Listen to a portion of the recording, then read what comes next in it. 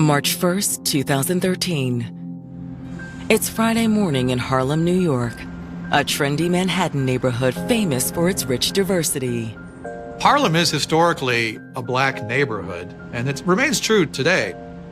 It has its own culture. Everything from the food to the people to the music playing out of cars. It's a completely different experience. A lot of immigrants from Spanish-speaking countries like the Dominican Republic have come into Spanish Harlem on the east side. You can feel a sense of history when you're there. But today, the mother of one young immigrant feels only worry as she's frantic to find her daughter. That morning, the NYPD got a call from a woman in the Dominican Republic named Valentina, who said she thinks her daughter Frances is missing. My name is Valentina. Frances was a 19-year-old girl who had recently immigrated from the Dominican Republic. She said she was deaf and has been living in New York for the past few months. What makes you think she's missing? She was supposed to be back already. Valentina tells police that the day before, her daughter had planned to travel home for a visit, but she never showed up. When's the last time you heard from her? Yesterday morning. She said she was gonna see us soon. She tried calling and texting, but wasn't getting any responses from Frances. Her mother was becoming concerned that she hadn't received any communications from her. At first, police are hesitant to get involved. Has she done this type of thing before? No, never.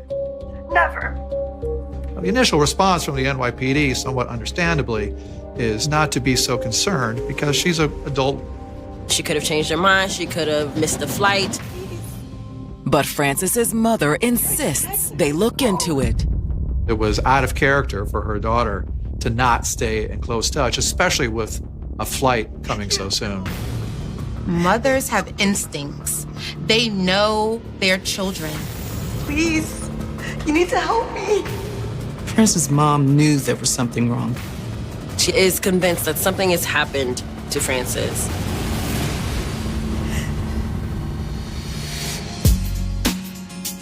Growing up in the Dominican Republic, Frances Pellerano always dreamed of seeing the world.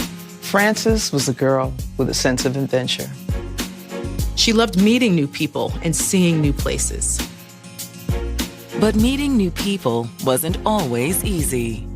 It was really hard for her to learn sign language and just didn't have many people to connect with. But Frances was very determined to not let her disability hold her back. She wanted to expand and learn more about how to operate in this world. She decided to come to the States to attend the Rhode Island School for the Deaf. And when she arrived, it was everything she had dreamed of. It was like a college campus. She developed community, she developed friends. She began to thrive. She enjoyed playing on the school's basketball team and soccer team. And she really honed her skills, her ability to American Sign. She was able to really start finding herself. But she was still searching for something more meaningful. Like many young people, she wanted a boyfriend. So she looked to the internet for love. She joined a couple of social media groups for deaf people, and she quickly started to connect with one guy in particular. She began exchanging messages with a handsome 24-year-old man from New York City named Bismarck Litgau. Although he was a little bit older, they shared so much in common. He's also Dominican, he's hearing impaired. Bismarck was able to understand her in a way she never felt understood before. After a few months of messaging online, Frances and Bismarck decided it was time to meet in person. In December of 2012, on winter break, Frances decided to go and visit Bismarck in New York City. She decides to take a bus from Rhode Island and meet this person who seems like a match made in heaven. And he was just as engaging in person as he was online. They went out, just enjoying everything that New York had to offer. Manhattan, during the wintertime, specifically the Christmas season, it's every young couple's dream. You have the lights, you have the music playing, the stores. Frances hadn't experienced anything like this before. She'd never been to New York City. It was really exciting for her. It was Bismarck, it was the environment, it was the time of year. She just fell in love with all of it. She even extended her trip to the city to meet Bismarck's family. They actually spend the holidays together. His grandmother welcomed Frances into the home and made her feel a part of their family. But as her visit drew to a close, Frances couldn't imagine her future without Bismarck. She's so smitten by this new boyfriend of hers, and she decides that she doesn't want to go back to Rhode Island. So he asked her to stay.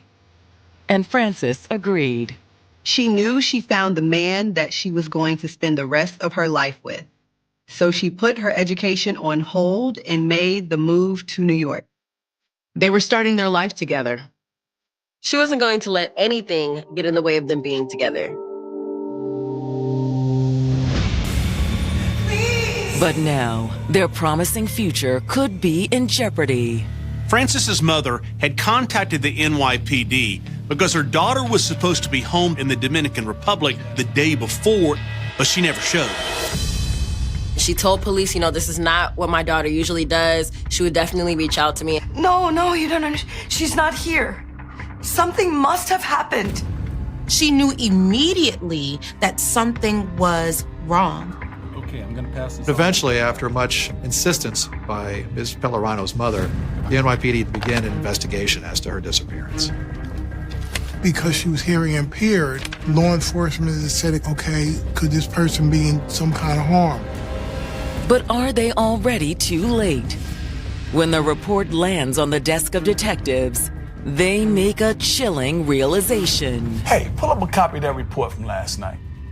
The night before Valentina called in about Frances, police got a report about a body found in the East River. This body appeared to belong to a young Hispanic woman between the ages of maybe the teens to the early 20s. She matches Frances's description.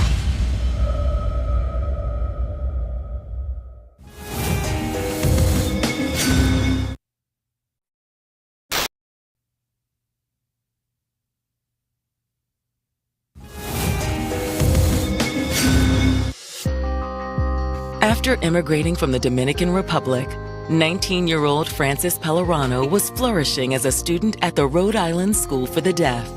She came to Rhode Island with all the wonders of any young person. She was able to find the community that she wanted. She'd also met the man of her dreams, a 24-year-old New Yorker named Bismarck Lithgow. The two instantly connected. Before long, they were living with each other in New York. Frances was so happy. But now, instead of boarding a flight home to visit her family, Frances has mysteriously vanished. Frances's mother told police she hasn't heard from her, even though she told her mother that she would be flying home. But before NYPD detectives begin their missing persons investigation, they quickly make a disturbing discovery. The night before Frances' mom called the police, a body had been found in the East River. The body that was found was a Hispanic woman, late teens to early 20s, long black hair, thin, and unfortunately, this did match Frances's description. Could this be Frances Pellerano? There's only one way to find out. The NYPD asks Ms. Pellerano's family for photographs that they can use to compare. However, when they compare the photos, they're back at square one. As it turned out, it wasn't Frances. There was still hope that she is still alive. So detectives doubled down on their search efforts. They started checking in with hospitals and jails in the area to see if Frances could be there, but no one had any record of her. They decided to subpoena for her bank records, her social media accounts, her phone records, just to see if there was any indication of recent activity. While they wait for the records to come in, detectives circle back to Valentina for any information on her daughter's personal life. Ms. Pellerano's mother tells them that The person they should probably speak to is Ms. Pellerano's boyfriend, Bismarck Lithgow. She said they had met only a few months ago online in a support group for the hearing impaired, but had gotten really close. Valentina had called Bismarck when Francis didn't show up, and she said he was worried too. He said as far as he knew, Francis had boarded her flight the day before. Hoping to confirm Francis's last known whereabouts, detectives track down Bismarck's address and pay him a visit. This is only going to take a few minutes, ma'am. They went and they spoke to Bismarck and used an interpreter, and he appeared to be very upset. Bismarck seemed very concerned about Francis's whereabouts. So the last time you saw Frances was before her flight? Yes, she said that. She was going home to see her family. He appears to be generally cooperative and answers their questions. She didn't call you when she got home? No, I haven't heard from her since she left. Bismarck says that everything was fine between the two of them. When detectives ask where he's been for the last 2 days, Bismarck says he hasn't gone anywhere out of the ordinary. I work nights and during the days. I'm here. Can anyone vouch for that? Yes, my grandmother. He goes to work, plays video games, goes to bed, and then pretty much repeats the same cycle. As for the couple's relationship, Bismarck tells detectives that it couldn't have been better. He let them know that they've been together for a few months and they are happily in love. He also says he and Frances have big plans for the future. We've been saving to get our own place. They had many plans beyond just living with his grandmother. Frances was going to find a job so the two of them could launch out on their own. He's working full-time. He wanted to be able to take care of her. We're going to take a look around. At the end of their conversation, Bismarck agrees to let the detectives have a look around his apartment. He said he had nothing to hide.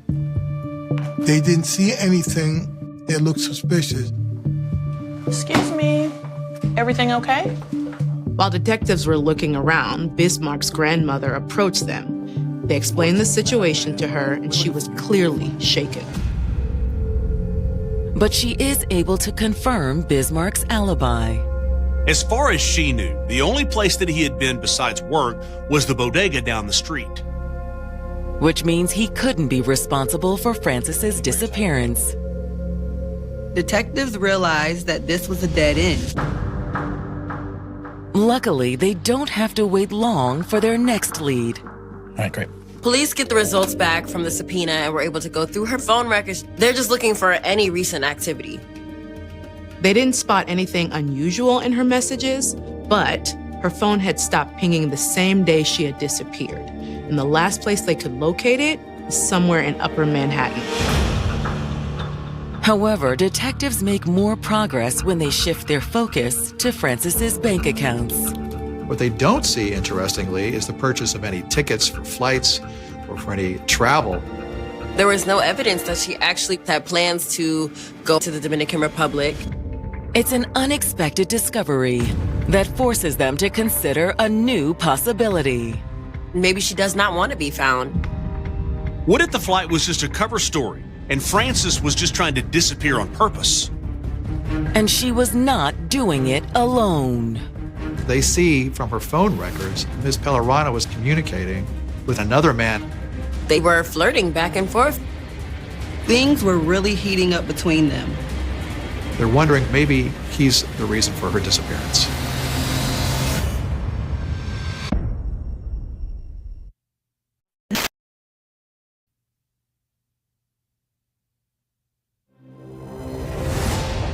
Just 24 hours after Frances Pellerano was reported missing, NYPD detectives have learned that the young woman had a new man in her life. They were reviewing all of the materials received from the subpoenas, and they saw some flirty messages. They see Ms. Pellerano was communicating with a man named Reggie Taylor. Her and Reggie were flirting back and forth. Maybe this is a relationship that nobody really knows about yet. Maybe she has suddenly just decided to go be with him. This could have been her way of breaking things off with Bismarck. Now police have to reach out to Reggie Taylor and hopefully he can give them some answers. After pulling Reggie's address, detectives drive out to Long Island, hoping to find Francis. Is Francis here? Francis? No. He was unfortunately alone and not with Francis. When was the last time you saw her? I've never seen her, actually. He explains they had discussed meeting up sometime, but he had yet to actually meet her. When detectives break the news that Francis is missing, Reggie seems taken aback. Missing? What do you mean? No one's seen her since Thursday. You know, I think that's the last time I talked to her. Reggie tells detectives that she never texted him back. He just thought she changed her mind and was ghosting him. They consider his response to be genuine. He also says he has no idea what could have happened to her. He doesn't know anybody that would have wanted to do anything to her. Did she ever mention her boyfriend Bismarck? Nah, I think I remember she said she had a boyfriend. But when detectives ask to look inside the house, his answer is surprising. He declines to let them look around. He tells them that they have to have a warrant. I know my rights, and you're wasting your time here anyways. This raises suspicions for police. Detectives are perturbed by the fact that this person with nothing to hide is not letting them look around for proof. On top of that, Reggie doesn't provide a very concrete alibi. He said he hadn't left Long Island in a few days. Can anyone corroborate that? No. At the time that she was missing, he just got off work and spent the rest of his night at home alone. While it's not the best alibi, they also have nothing to bring him in on. So for now, they just have to take his word for it.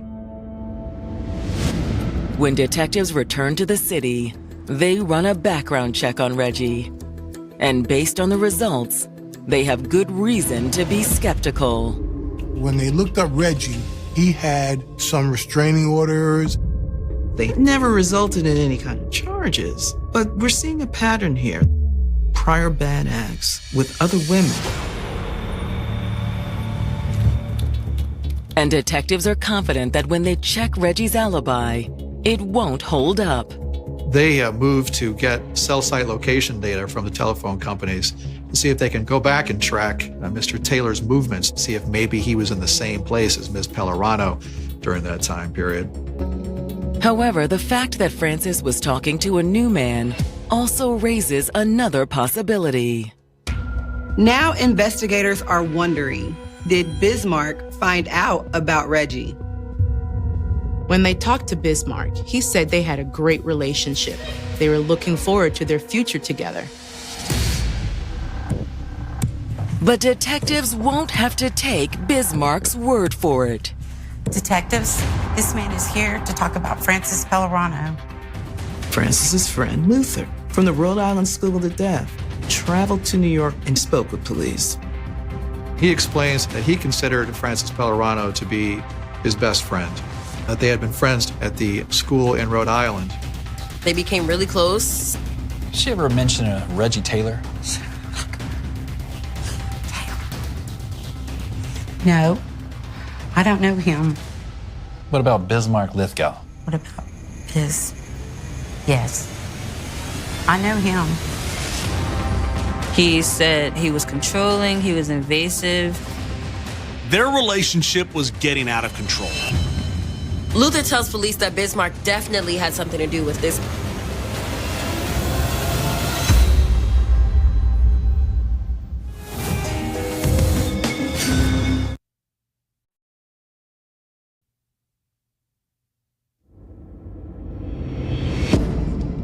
New York City detectives have learned that 19-year-old Francis Pellerano was involved with two men at the time of her disappearance, Bismarck Lithgow and Reggie Taylor.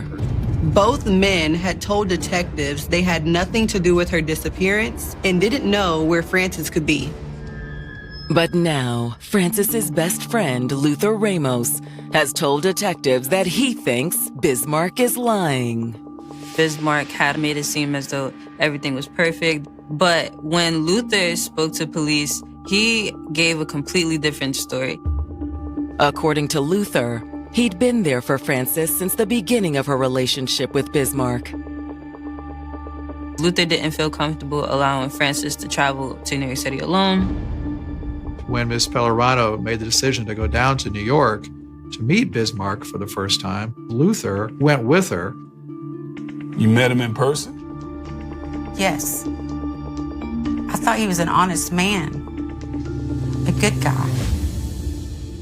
After meeting him, Luther felt comfortable heading back to Rhode Island while Frances spent the holidays with Bismarck. He said that he seemed to have good intentions and Frances trusted him. But Luther also tells detectives he thought they were moving too fast. He was not in support of her moving to New York City so soon after meeting Bismarck. They hardly knew each other. I didn't think it was a good idea. He wanted to vet him out a little bit, but Frances was determined. She was in love. Luther says he wishes he'd been wrong. But it wasn't long after her move to the city that Frances and Bismarck started having problems. As the relationship progressed, she started to tell him more about what she was experiencing. Bismarck wanted to know everywhere she went, what she did, who was she involved with. She was explaining to him that Bismarck was controlling. Sometimes he was very possessive, even abusive. Frances felt trapped, and she knew she needed to get out of there. Luther says he tried to convince her to come back to Rhode Island. He was advocating for Frances to return to school. I told her she can move in with me. We can make it work. Luther was trying to get her to understand that these controlling behaviors were not normal in a loving, supportive relationship. And he thought his efforts to persuade Frances were paying off. Frances told him she was ready to get out of there. She decided that she would reach out to her family and maybe see if they could send her enough money so she can get back home to Dominican Republic. I think her mom gave her money. Based on everything they've just heard, detectives are now even more suspicious of Bismarck. Now the police have two takes on their relationship that are contradicting one another. At the same time, Reggie Taylor still isn't cooperating with the investigation. So who's the suspect here? When Reggie's phone records come in, detectives get their answer. Reggie's phone showed that he was being truthful. He hadn't been anywhere near the city in the last few days, and there was no evidence that they'd ever met in person. Which moves Bismarck to the top of their suspect list. He had an alibi, but it wasn't airtight. He could have snuck out the house and did something to Frances while his grandmother was asleep. And when they start digging into Bismarck's past, they find even more cause for alarm. They discover that there is a previous domestic incident report involving a relationship of his in the past with a woman named Diana Figueroa. They reach out to Diana explaining that they have a missing woman and that they'd like to know if there's possibly any information that she could give. Diana was more than willing to speak to the police because she knew Bismarck in a way that other people didn't. When she sits down with detectives, Diana tells a story that sounds eerily familiar. She explains to them she went online and started looking for a romantic partner there. She did, in fact, discover Bismarck Lithgow. He seemed like such a sweetheart. He was quite the gentleman. He would take her on dates. He was always smiling. He was always interacting with people positively. But she says Bismarck also had a darker side. After a while, I started to see the real him. What do you mean by that? Diana was very well acquainted with his mood swings. She said that he would go through her emails. He wouldn't allow her to go out by herself. What are you doing? What is this? It's me leaving. for good. She had experienced that to the point where she just couldn't take it anymore. He started accusing her of cheating on him, and she decided, I'm breaking up with you. I'm finished. I'm done. But she says Bismarck wasn't. He started making threats. If he wasn't in her life, she wasn't going to be in anybody else's life. I think he even tried to have me killed.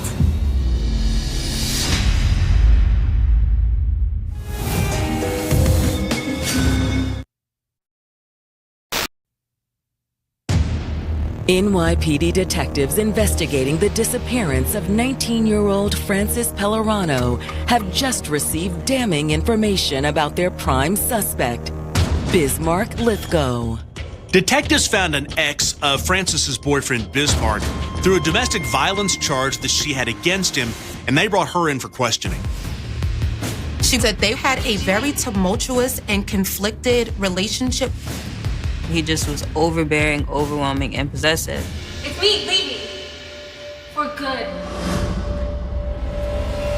I think he even tried to have me killed. Diana hears a rumor saying that somebody has a hit out on her. She didn't think they were serious. That sort of thing just doesn't happen in real life. Worry didn't come through her until another acquaintance told her the same thing. At that point, she says she knew it had to be more than a coincidence. Did you report that to the police? No. I didn't think anyone would ever believe me. As precaution, she decided that she was going to move with some family.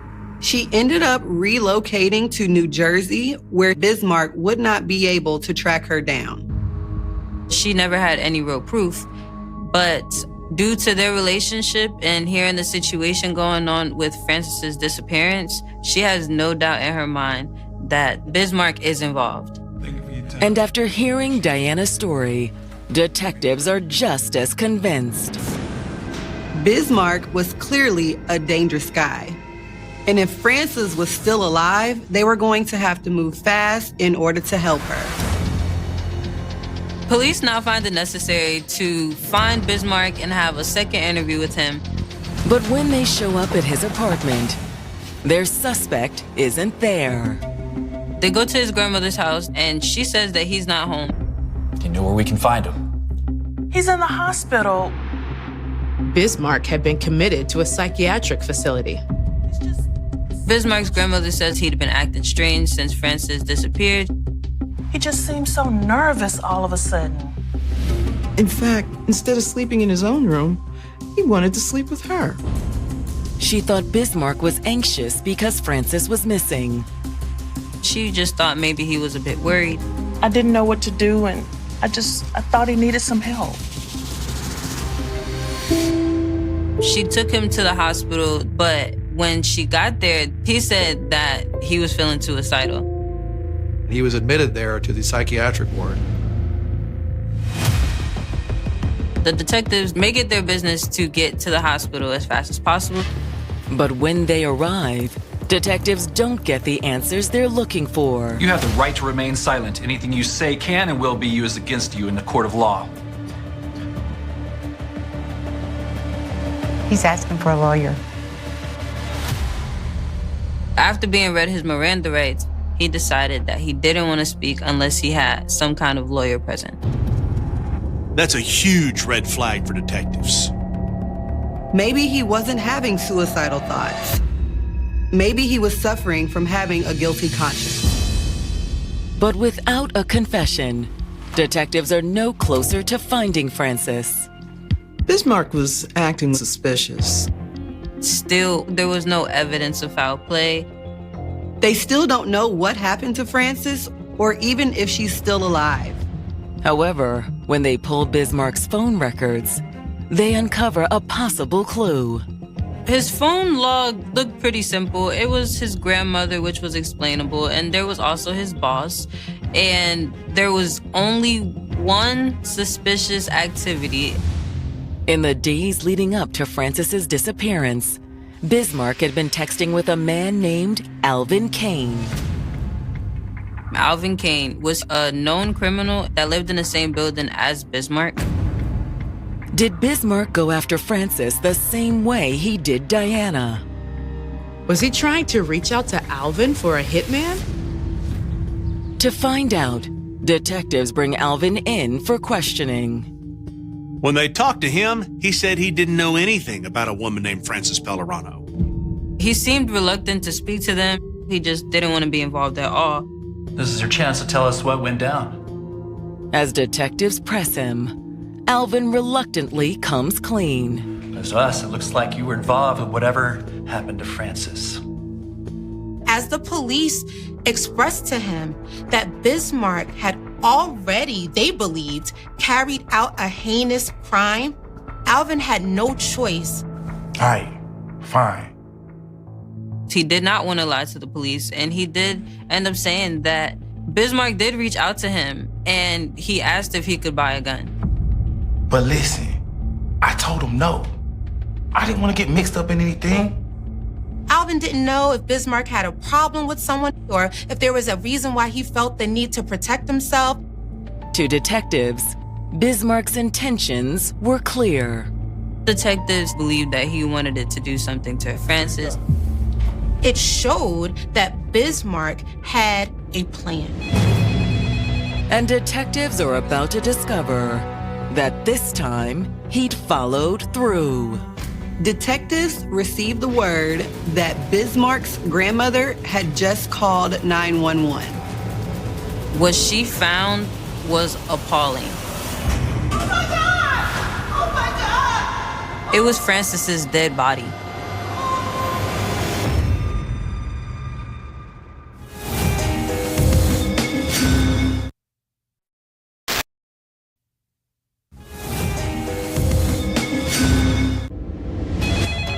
Detectives searching for 19-year-old Frances Pellerano have just received an urgent call that confirms their fears. Bismarck's grandmother had just made a frantic call to 911. They found Frances. She'd found the body of Frances in the apartment where the two of them had lived. And not in the condition they'd hoped. She was getting laundry from the guest room when she noticed something unusual. There was a mysterious blue storage drum she'd never seen before. It was a huge barrel, maybe about a 50-gallon barrel. So she took a look.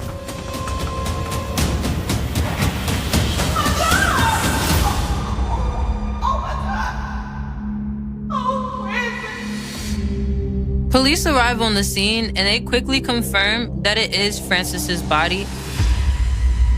Judging by her remains, Bismarck's efforts to obtain a gun hadn't been successful. They were able to see multiple stab wounds to her body. It's clear he made little effort to conceal his crime afterwards, too. Beside the barrel is a bag, and it has bloody sheets, bloody clothes, and what appears to be the murder weapon. There was a big folding hunting knife that had blood on it. And on the top bunk, they find their crime scene. The mattress was soaked with blood. This was the location of the crime. After the coroner removes Frances's remains for autopsy, further testing of the room reveals the extent of the brutal crime.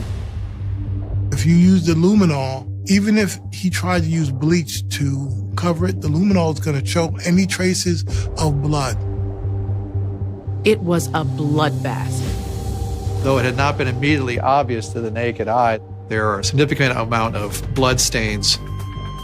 It was really unbelievable. Just the brutality of it. So you want to call the mom? Yes, so.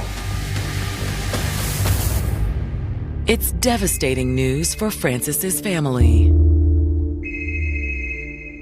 They called Valentina, and she simply could not understand how this could have happened. They assured her that they will get justice for her little girl.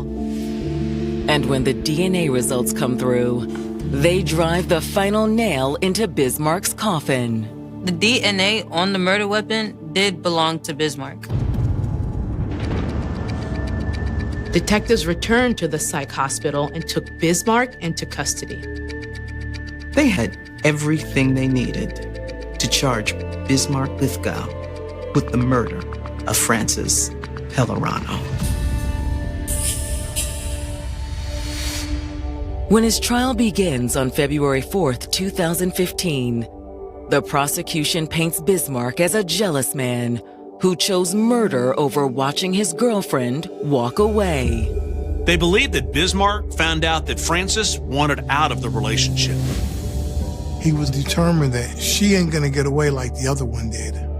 He was gonna make sure that he had the last say. He started looking for a gun. He was formulating a plan.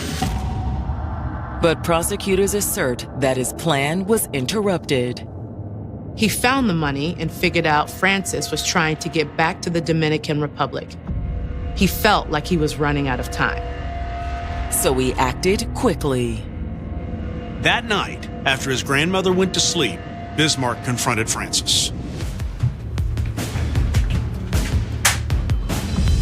She told Bismarck that she was going home. That caused him to fly into a rage. He really becomes aggressive and has that mentality that if I can't have you, no one's gonna have you. He didn't think, he acted in a rage. He was intent on ensuring that Frances felt the pain that he was feeling inside. Frances was stabbed over 38 times with a fatal stab wound right in the heart.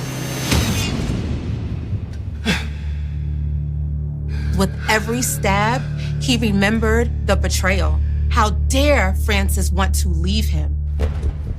Then, once she was dead, Bismarck tried to hide what he'd done.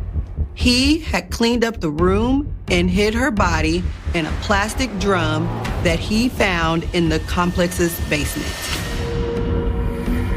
Every day he thought about, what am I gonna do with this? Before he could get rid of the body, though, he was committed to the hospital.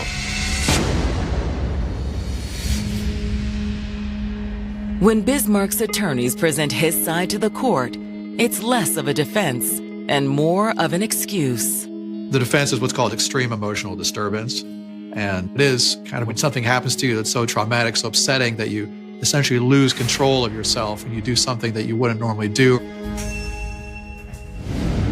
However, when the jury renders its verdict, it's clear there's no doubt about Bismarck's guilt. They only took about an hour and a half, and collectively they agreed that Bismarck was guilty of second-degree murder. The judge sentenced him to 21 years to life in prison for destroying the lives of Frances's family and for taking away the life of dear Frances. But no amount of punishment can make up for the fact that Frances Pellerano's life ended in tragedy before it ever really began. It's a shame that this young girl who had everything in front of her had her life cut short by a very short relationship. Frances didn't deserve what happened to her. No one deserves that.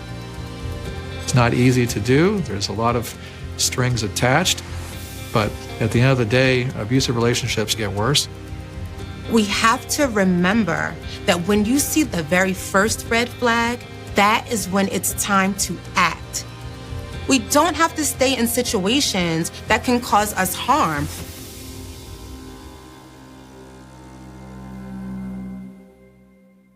Abuse is never okay. The call came in just before the night could fully settle. It was the kind of evening that felt ordinary, almost forgettable. The air in Palmdale carried a dry stillness, the kind that clings to suburban streets where nothing ever seems to happen. Porch lights flickered on one by one. Televisions glowed behind drawn curtains. Somewhere in the distance, a dog barked, then another answered, then silence swallowed them both. Inside a modest home on East Avenue Q12, something was very wrong. A boy lay motionless. His body, small and fragile, seemed almost swallowed by the harsh artificial light above him. There was no movement. No resistance. Just the faint, uneven rhythm of a life slipping away. His breathing, if it could still be called that, was shallow, mechanical, as if his body was no longer certain it wanted to continue. The adults in the room moved with a strange delay, like actors who had forgotten their lines. There was no urgency at first. No panic that matched the severity of what lay before them. And that, more than anything, would later haunt those who tried to understand what happened here. Because by the time the boy was rushed to the hospital, it was already too late. Doctors would later stand over his broken body in stunned silence, their trained eyes struggling to process what they were seeing.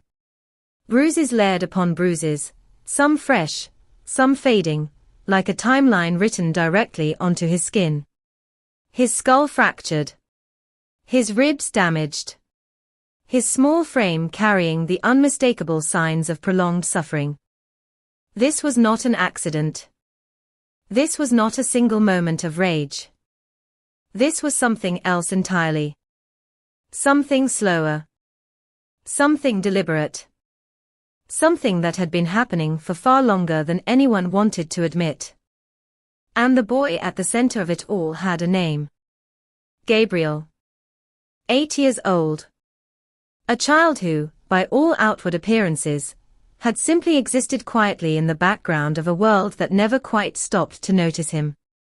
A child who walked into classrooms with his head slightly lowered, who spoke softly, who followed instructions, who tried, desperately, to be good. Because somewhere deep inside, he believed that if he was good enough, maybe the pain would stop. But it never did. Long before that final night, before the sirens, before the hospital lights and the sterile urgency of doctors fighting a losing battle, there had been signs. Small ones at first. Easy to overlook. Easy to dismiss. A bruise here. A scratch there. A quiet hesitation when an adult raised their voice. Nothing that couldn't be explained away. Children fall. Children get hurt. Children are clumsy. That's what people told themselves. That's what they needed to believe. But the truth has a way of surfacing, even when buried beneath layers of denial. At school, Gabriel's teachers began to notice things that didn't quite fit. The bruises didn't behave like accidents. They appeared too often. In places that didn't make sense. His body seemed to carry stories he wasn't allowed to tell. And then there was the way he moved. Carefully. As if every motion required calculation. As if he had learned that sudden movements could lead to consequences. His eyes, too, held something unusual for a child his age. Not defiance. Not anger. Fear. Not the fleeting kind that comes and goes. But something deeper. Something constant. The kind of fear that settles in and refuses to leave. When he spoke, it was often in fragments. Quiet words that seemed to hover in the air, waiting to be either believed or dismissed. And too often, they were dismissed. Because the alternative was too heavy. Too uncomfortable. Too demanding. To believe him would mean acknowledging that something terrible was happening behind closed doors. It would mean stepping into a situation that no one wanted to fully confront. And so, the system moved the way systems often do. Slowly. Cautiously. Not fast enough. Meanwhile, inside that house, the reality was far darker than anyone outside could truly comprehend. What happened within those walls was not chaos. It was not unpredictable. It followed a pattern. A routine. Pain delivered not in bursts, but in repetition. Day after day. Week after week. The kind of suffering that reshapes a child's understanding of the world. Because for Gabriel, The people who were supposed to protect him had become the source of his greatest fear. And when that happens, something fundamental breaks. A child stops expecting safety. Stops expecting kindness. Stops expecting help. They begin to endure instead of hope. And Gabriel endured. He endured things no child should ever have to understand, let alone survive. Yet even in that environment, fragments of who he was still surfaced. At school, he tried to smile. He tried to participate. He tried to be what everyone expected him to be. A normal child. But normalcy is difficult to maintain when your life is defined by unpredictability and pain. There were moments when the cracks showed. Moments when the weight became too much. Moments when the truth slipped through, not in dramatic declarations, but in quiet, almost hesitant admissions. And each time, those moments presented a choice to the adults around him. To listen. Or to look away. Again and again, the response fell short. Not always out of cruelty. Not always out of indifference. But out of something more complicated. Doubt. Procedure. Hesitation. The belief that someone else would take responsibility. The assumption that things couldn't possibly be as bad as they seemed. But they were worse. Far worse. Because what makes this story so difficult to confront is not just the violence itself. It is the duration. The accumulation. The fact that it didn't happen in a single moment of darkness, but over time, in plain sight, leaving behind a trail of warning signs that, in hindsight, feel impossible to ignore. And yet, they were ignored. Or misunderstood. Or minimized. Until the night, when there was no longer any room for interpretation. No longer any possibility of denial. By then, the damage had already been done. The boy who had once walked into classrooms, who had once whispered his fears, who had once hoped, quietly, persistently, that someone might save him, was now lying in a hospital bed, surrounded by machines that could not undo what had been done. Doctors worked. Nurses moved quickly, efficiently. But beneath the clinical precision, there was a growing realization. This was not a case they could fix. This was a case they could only witness. And witnessing, in this situation, meant confronting something deeply unsettling. Because as the details began to emerge, as the injuries were documented, as the timeline started to take shape, one question rose above all others. How did this go on for so long? It's a question that echoes long after the headlines fade. A question that lingers in the spaces between responsibility and failure. A question that forces an uncomfortable reflection on systems designed to protect the most vulnerable, and what happens when those systems fall short. But in the beginning, before the investigations, before the trials, before the public outrage, there was just a boy. A boy who wanted to feel safe. A boy who tried to make sense of a world that hurt him. A boy who, in the quietest moments, still held onto the fragile hope that someone, somewhere, would notice. Would step in. Would stop it. That hope, in the end, was never fulfilled. And that is where this story truly begins. Not with the crime itself, but with the silence that allowed it to continue. The silence in hallways. The silence in reports. The silence in the spaces where action should have been taken. Because sometimes, the most terrifying part of a story is not the violence. It is everything that happens before it. Everything that builds toward it. Everything that could have changed the outcome, but didn't. And as we begin to unravel what happened to Gabriel, we are not just looking at a single act of cruelty. We are looking at a chain of moments. Decisions. Missed chances. Each one small on its own.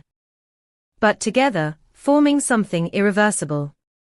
Something final. Something that leaves behind a question no one can fully answer. What would have happened if someone had acted sooner? The city of Palmdale sits quietly in the northern stretch of Los Angeles County, where the suburban grid begins to dissolve into desert. It is a place defined by distance. Distance from the chaos of downtown Los Angeles. Distance from the glitter of Hollywood.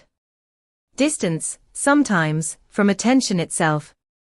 The streets are wide, sun-bleached, and often empty in the midday heat. Houses line up in repetition, single-story homes with small yards, chain-link fences, and windows that reflect more than they reveal. From the outside, everything appears structured. Predictable. Safe. But Palmdale carries a quiet contradiction. It is a place where families try to build stability, yet many live under the weight of economic strain, fractured relationships, and generational hardship. It is not a place defined by crime, but neither is it immune to it. The kind of suffering that exists here doesn't always make headlines. It hides in routine. In silence. In the spaces where no one is looking too closely. On East Avenue Q12, the house where Gabriel lived blended seamlessly into its surroundings. There was nothing about it that would draw attention. No broken windows. No obvious signs of neglect.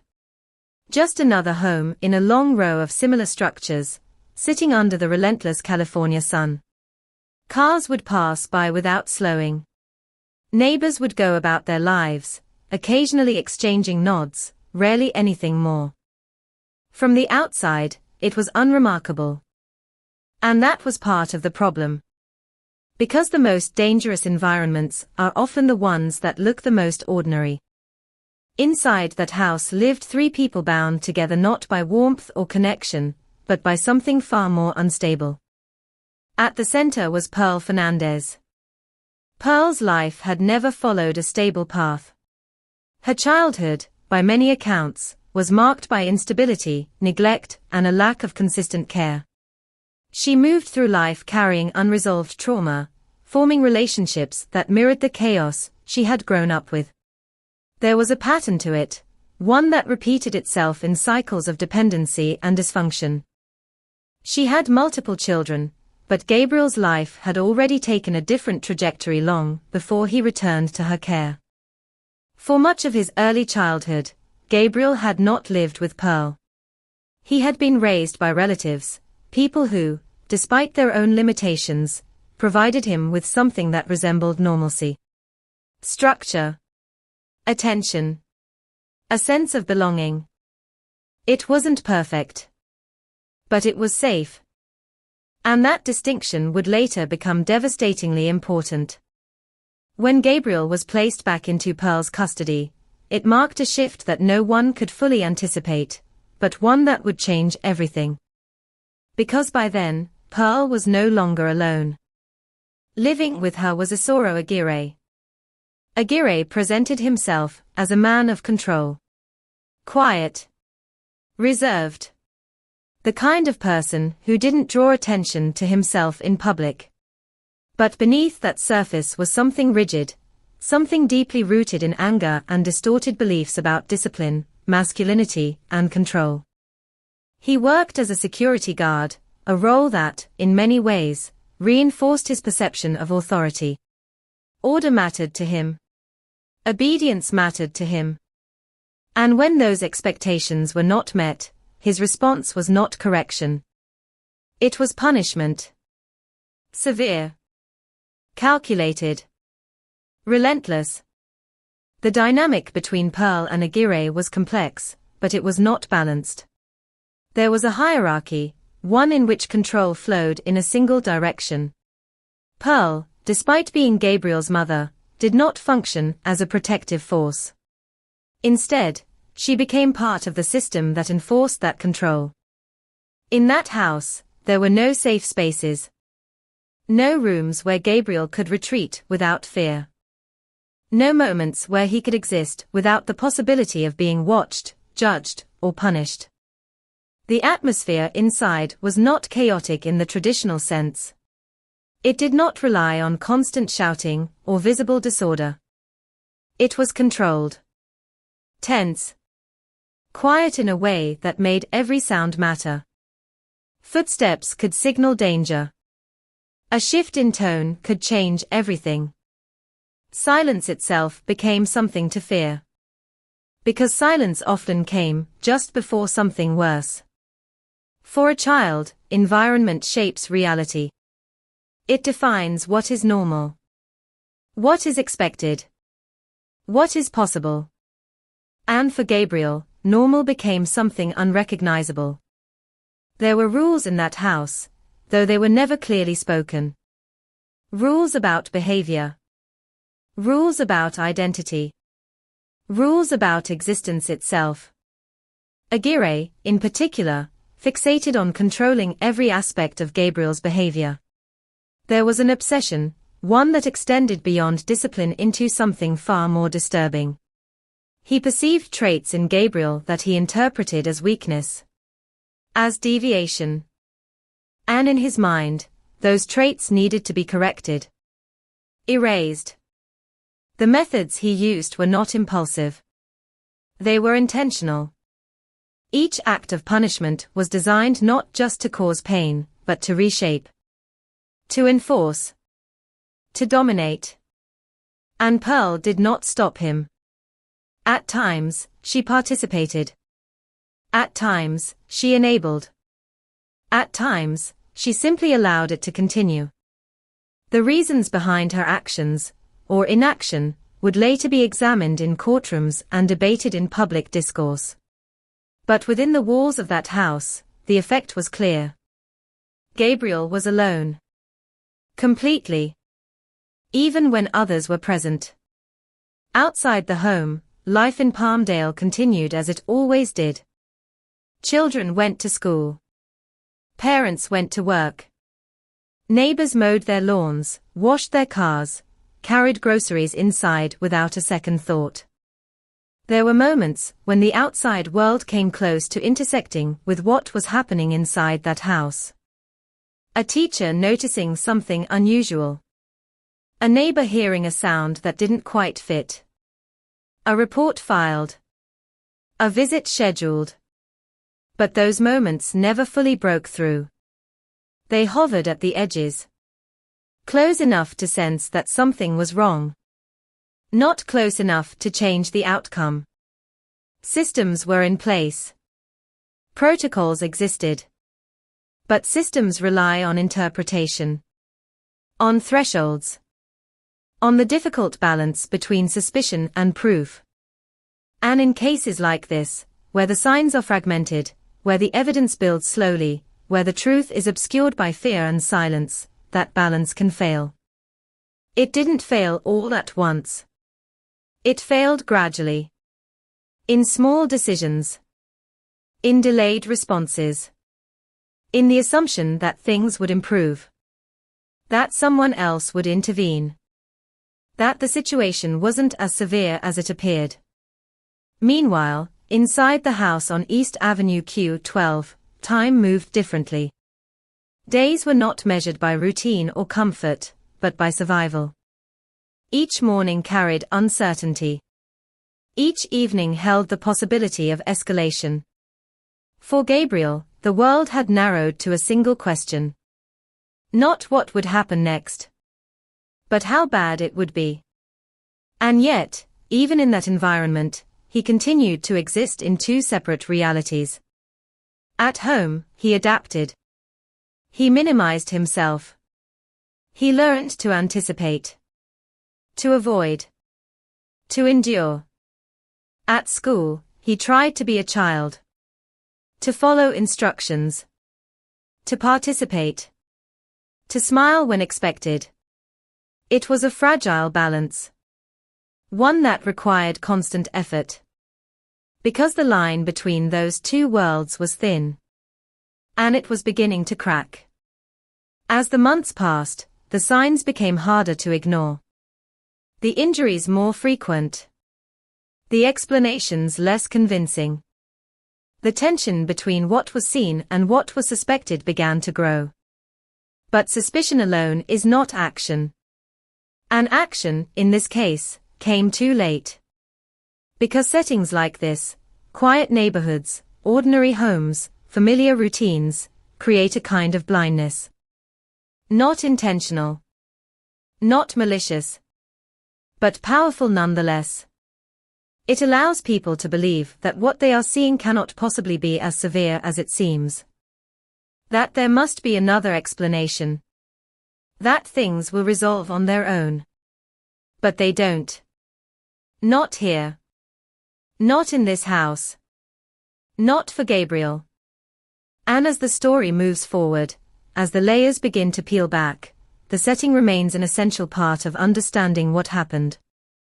Because this was not a hidden location. Not a remote place cut off from society.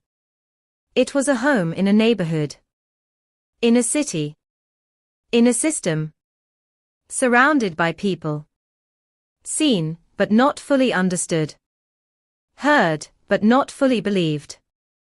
And that is what makes it so difficult to accept. That something so devastating could unfold in a place so ordinary. That a child could suffer so profoundly without the world around him truly seeing it for what it was. Because sometimes, the setting is not just a backdrop. It is a participant. A silent one. But a participant nonetheless. And in this case, it provided the perfect cover for something that should have never been allowed to continue. Before the bruises, before the reports, before anyone began to piece together the fragments of what would later become one of the most disturbing child abuse cases in modern American history, there was just a little boy trying to understand where he belonged in the world. Gabriel Fernandez was born into instability, but not into silence. In the earliest years of his life, there were moments, small, imperfect, but real, that hinted at something softer. Something that could have grown into a normal childhood if given the chance. He had large, expressive eyes that seemed to take in everything around him, the kind of gaze that lingered just a second longer than most children his age. It wasn't curiosity alone. There was sensitivity there. Awareness. The quiet beginnings of a personality that felt deeply, even when it didn't yet have the words to explain why. As a toddler, Gabriel didn't stand out in obvious ways. He wasn't the loudest child in the room, nor the most demanding. If anything, he adapted quickly to the energy around him. When things were calm, he was calm. When voices rose, he withdrew. It was an early sign of something that would define much of his life, the instinct to read a room, to adjust, to survive. His early years were marked by movement. Not the kind that comes with exploration or opportunity, but the kind that comes when stability isn't an option. Gabriel spent much of his childhood not with his mother, but with relatives, his grandparents and extended family, people who, despite their own struggles, offered him something closer to consistency. In their care, Gabriel experienced a version of childhood that, while far from perfect, contained moments of normalcy. He played. He laughed. He watched television and mimicked what he saw, sometimes repeating phrases or gestures in a way that made others smile.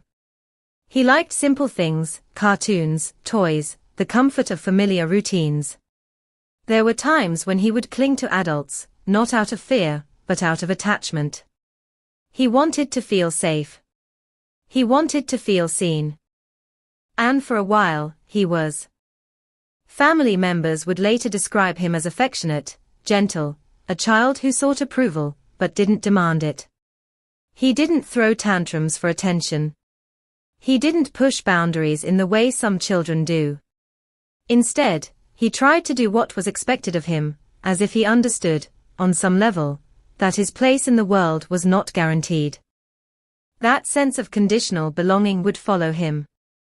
Because even in those early years, there were undercurrents of rejection that Gabriel could not fully comprehend, but undoubtedly felt. His mother, Pearl Fernandez, was largely absent during this period. When she was present, the interactions were inconsistent, detached. There was no clear foundation of maternal warmth to anchor him. No predictable source of comfort. For a child, that absence doesn't register as a logical explanation. It registers as a question. Why am I not wanted? And when that question goes unanswered, children often create their own answers. They internalize.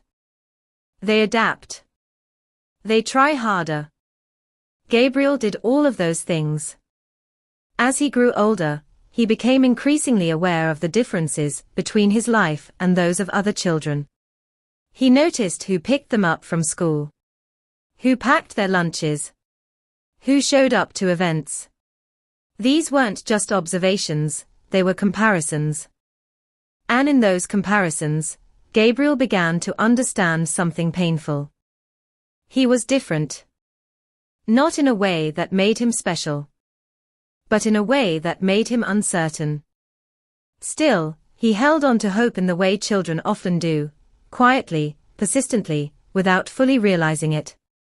There were moments when he imagined what it would be like to live with his mother. To be part of what he may have believed was a more complete family.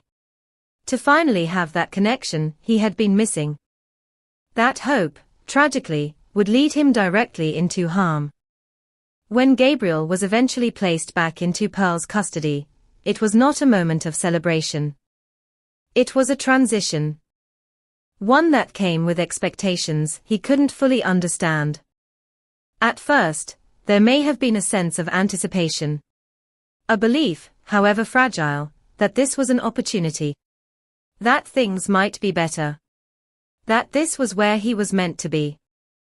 But children are quick to sense when something is off. And it didn't take long for Gabriel to realize that this environment was different. Not just unfamiliar, but unsafe. The warmth he may have imagined was not there. In its place was something colder. More distant. More unpredictable. Pearl's presence was not nurturing. It was inconsistent. Detached. At times, indifferent. And then there was Isoro Aguirre. For Gabriel, Aguirre represented a new kind of authority, one that did not operate on understanding or patience, but on control. Strict rules replaced gentle guidance. Punishment replaced correction. Fear replaced trust. Gabriel began to change. Not all at once, but gradually. Subtly. The shifts were small at first. He became quieter. More cautious. His movements more deliberate. He spoke less, as if weighing every word before allowing it to leave his mouth. Because in that house, words had consequences. Even silence had consequences.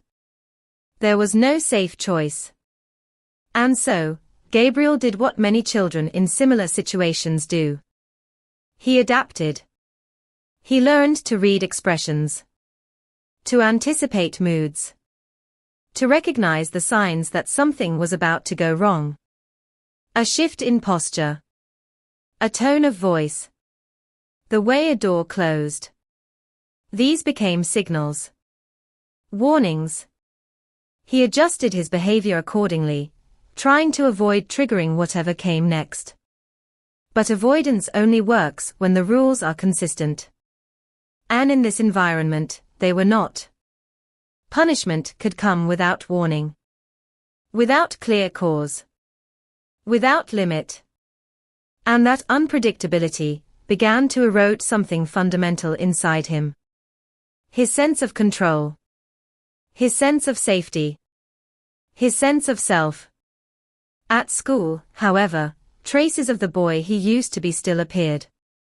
Teachers would later recall moments when Gabriel seemed almost normal. He would engage in class.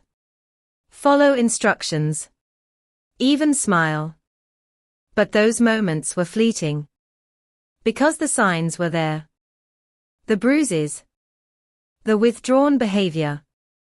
The hesitation when asked simple questions. It was as if Gabriel existed in two versions of himself. The one he presented to the world, and the one he lived with at home. Maintaining that separation required effort. And over time, it became harder. There were days when he seemed exhausted, not just physically, but emotionally. As if carrying a weight no child should have to bear. And then there were the moments when the truth began to surface.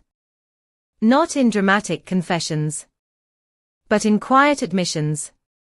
Fragments of reality slipping through. He didn't shout for help. He didn't demand intervention. He whispered. Because somewhere along the way, Gabriel had learned that speaking too loudly could make things worse. Still, those whispers carried meaning. They were attempts. Attempts to be heard. To be understood. To be saved. But being heard and being believed are not the same thing. And being believed does not always lead to action. That gap, between what was said and what was done, would prove devastating. Because Gabriel's story is not just about what was done to him. It is about who he was. A child who tried. A child who adapted. A child who endured. He was not defined by the abuse, even though it consumed so much of his life. He was defined by the small, persistent ways he continued to exist within it. The way he showed up to school. The way he followed instructions. The way he held onto fragments of normalcy even as his world became increasingly unstable.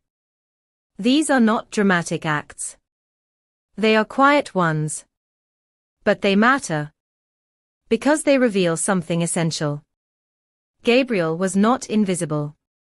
He was seen. Just not clearly enough.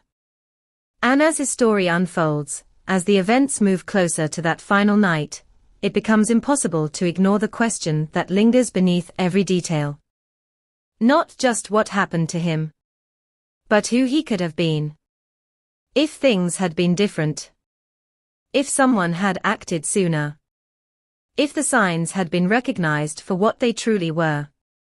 Because at the center of this case is not just a crime. It is a life. A short one. But one filled with moments, small, fragile, meaningful, that deserve to be remembered. Not just for how it ended. But for who he was before everything went wrong. The night of May 22, 2013, did not begin with chaos. It began the way many nights in that house did, quiet, controlled, carrying an undercurrent of tension that never fully disappeared. Outside, Palmdale settled into its usual rhythm. The sun had long dipped below the horizon, leaving behind a dry, cooling air that drifted through the neighborhood. Streetlights cast pale circles onto empty sidewalks. The world, from the outside, felt still. Inside, something was building. There is a particular kind of silence that exists in places where fear has lived for too long. It is not peaceful. It is not restful. It is heavy, expectant, as if the walls themselves are waiting. That was the kind of silence that filled the house that night. 8-year-old Gabriel Fernandez was there, moving through the space carefully, instinctively aware of the fragile balance that dictated everything. By this point, survival had become routine. He knew how to minimize himself, how to stay quiet, how to avoid drawing attention. But on this night, something shifted. We don't know exactly what triggered it. There was no single moment that could be clearly identified as the beginning. No obvious spark that ignited what followed. And that, in many ways, is what makes it even more disturbing. Because the violence that unfolded was not spontaneous. It was the continuation of something that had already been happening. A pattern. One that had been building, escalating, tightening over time. And on this night, it reached its breaking point. Isoro Aguirre was there, present, watchful. The authority he held in that house was absolute. His expectations were rigid, his tolerance non-existent. Control was not just something he wanted, it was something he enforced. Gabriel, small and exhausted, had likely already endured a day shaped by that control. By then, his body carried the accumulated weight of previous punishments. Bruises layered over bruises, healing interrupted by new injuries. His strength, both physical and emotional, was already diminished. And still, it wasn't enough. What followed was not a sudden outburst. It was methodical. Aguirre's actions were deliberate, each movement driven by something deeper than anger. There was a coldness to it. A detachment. The kind that comes not from losing control, but from believing you are justified.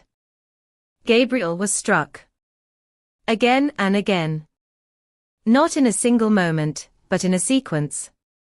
Blows that landed with force, each one compounding the last. His small body had nowhere to go. No space to escape. No one to intervene. At some point, he fell. But falling did not end it. It only changed the angle. His head was slammed against a wall. The impact was severe. Not once. More than once. Each collision sending shock through a body that was already fragile, already weakened. The sound, dull, heavy, would later be described in ways that were difficult to process. It was not the sound of discipline. Not the sound of correction. It was the sound of damage. Severe, irreversible damage. Gabriel's body began to shut down. The human body, especially in children, has limits. Thresholds that, once crossed, cannot be undone. His brain, subjected to repeated trauma, began to swell. His ability to respond diminished rapidly.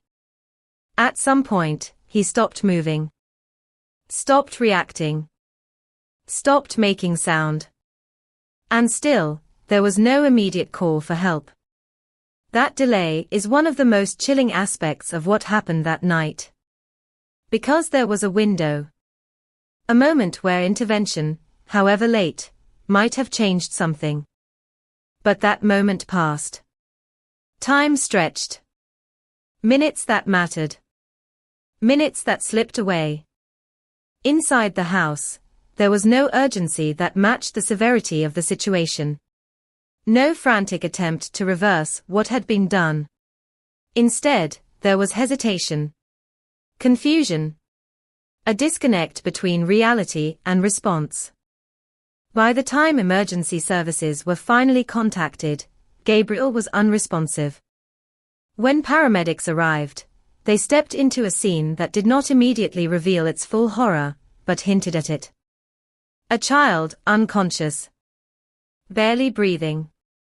His body showing signs of trauma that could not be easily explained away. They moved quickly, trained to respond without hesitation. Oxygen. Assessment. Stabilization. Their hands worked with practiced precision, but even in those first moments, something felt wrong. This was not a typical emergency. This was not a fall. Not an accident. There was a pattern visible, even beneath the urgency. They transported him to the hospital, the siren cutting through the quiet streets of Palmdale. Red and blue lights flickered against passing houses, illuminating windows that remained closed, unaware of the gravity of what was unfolding. Inside the ambulance, Gabriel remained still. Too still. His body was present, but fading. At the hospital, doctors and nurses took over immediately. The transition was seamless, paramedics relaying information, medical staff stepping in, equipment moving into place. But as they began their assessment, the situation became clear. This was critical.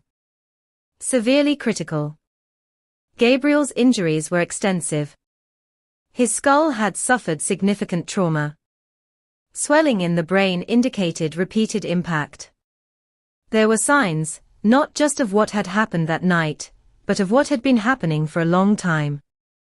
Old injuries, healing fractures, bruises in various stages of recovery. This was not new. This was ongoing. The realization settled over the room gradually, then all at once. Medical professionals are trained to remain composed, to focus on treatment, to separate emotion from action. But there are cases that break through that barrier. This was one of them. They worked to stabilize him, to reduce swelling, to maintain function. But the damage was too severe, too extensive. Gabriel was placed on life support, machines taking over the functions his body could no longer sustain on its own. There is a moment in cases like this, a shift from intervention to acknowledgement. A point where the focus changes from saving a life to understanding that it may not be possible. That moment came quietly, without announcement. But everyone in that room felt it. Gabriel was declared brain dead shortly after. 8 years old. A life that had endured so much, reduced to silence.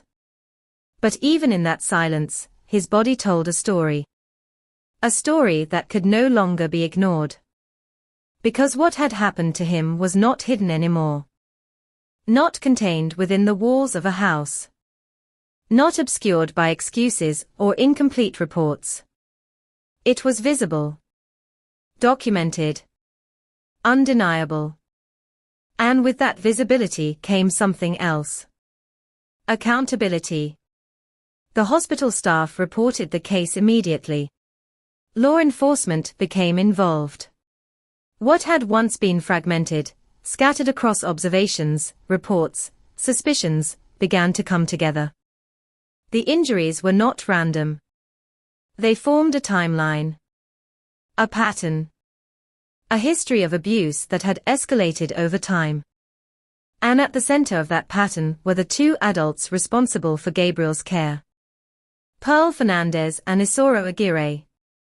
The night of May 22nd was not the beginning. It was the end. The final point in a sequence that had been building for months. And as investigators began to piece together what had happened, one thing became painfully clear. This was not a case of a single incident. It was a case of prolonged, systematic abuse. The kind that leaves traces. The kind that creates opportunities for intervention. Opportunities that, for various reasons, had not been fully realized. And now, those missed opportunities stood in stark contrast to the irreversible outcome. Because by the time the full truth began to emerge, Gabriel was already gone. And the question that remained was not just what happened that night, but how many nights came before it. How many moments led to this one? How many chances there had been to stop it? The answers would come later. In reports. In testimonies. In courtrooms. But on that night, in the sterile light of a hospital room, the reality was already set. A child had been lost.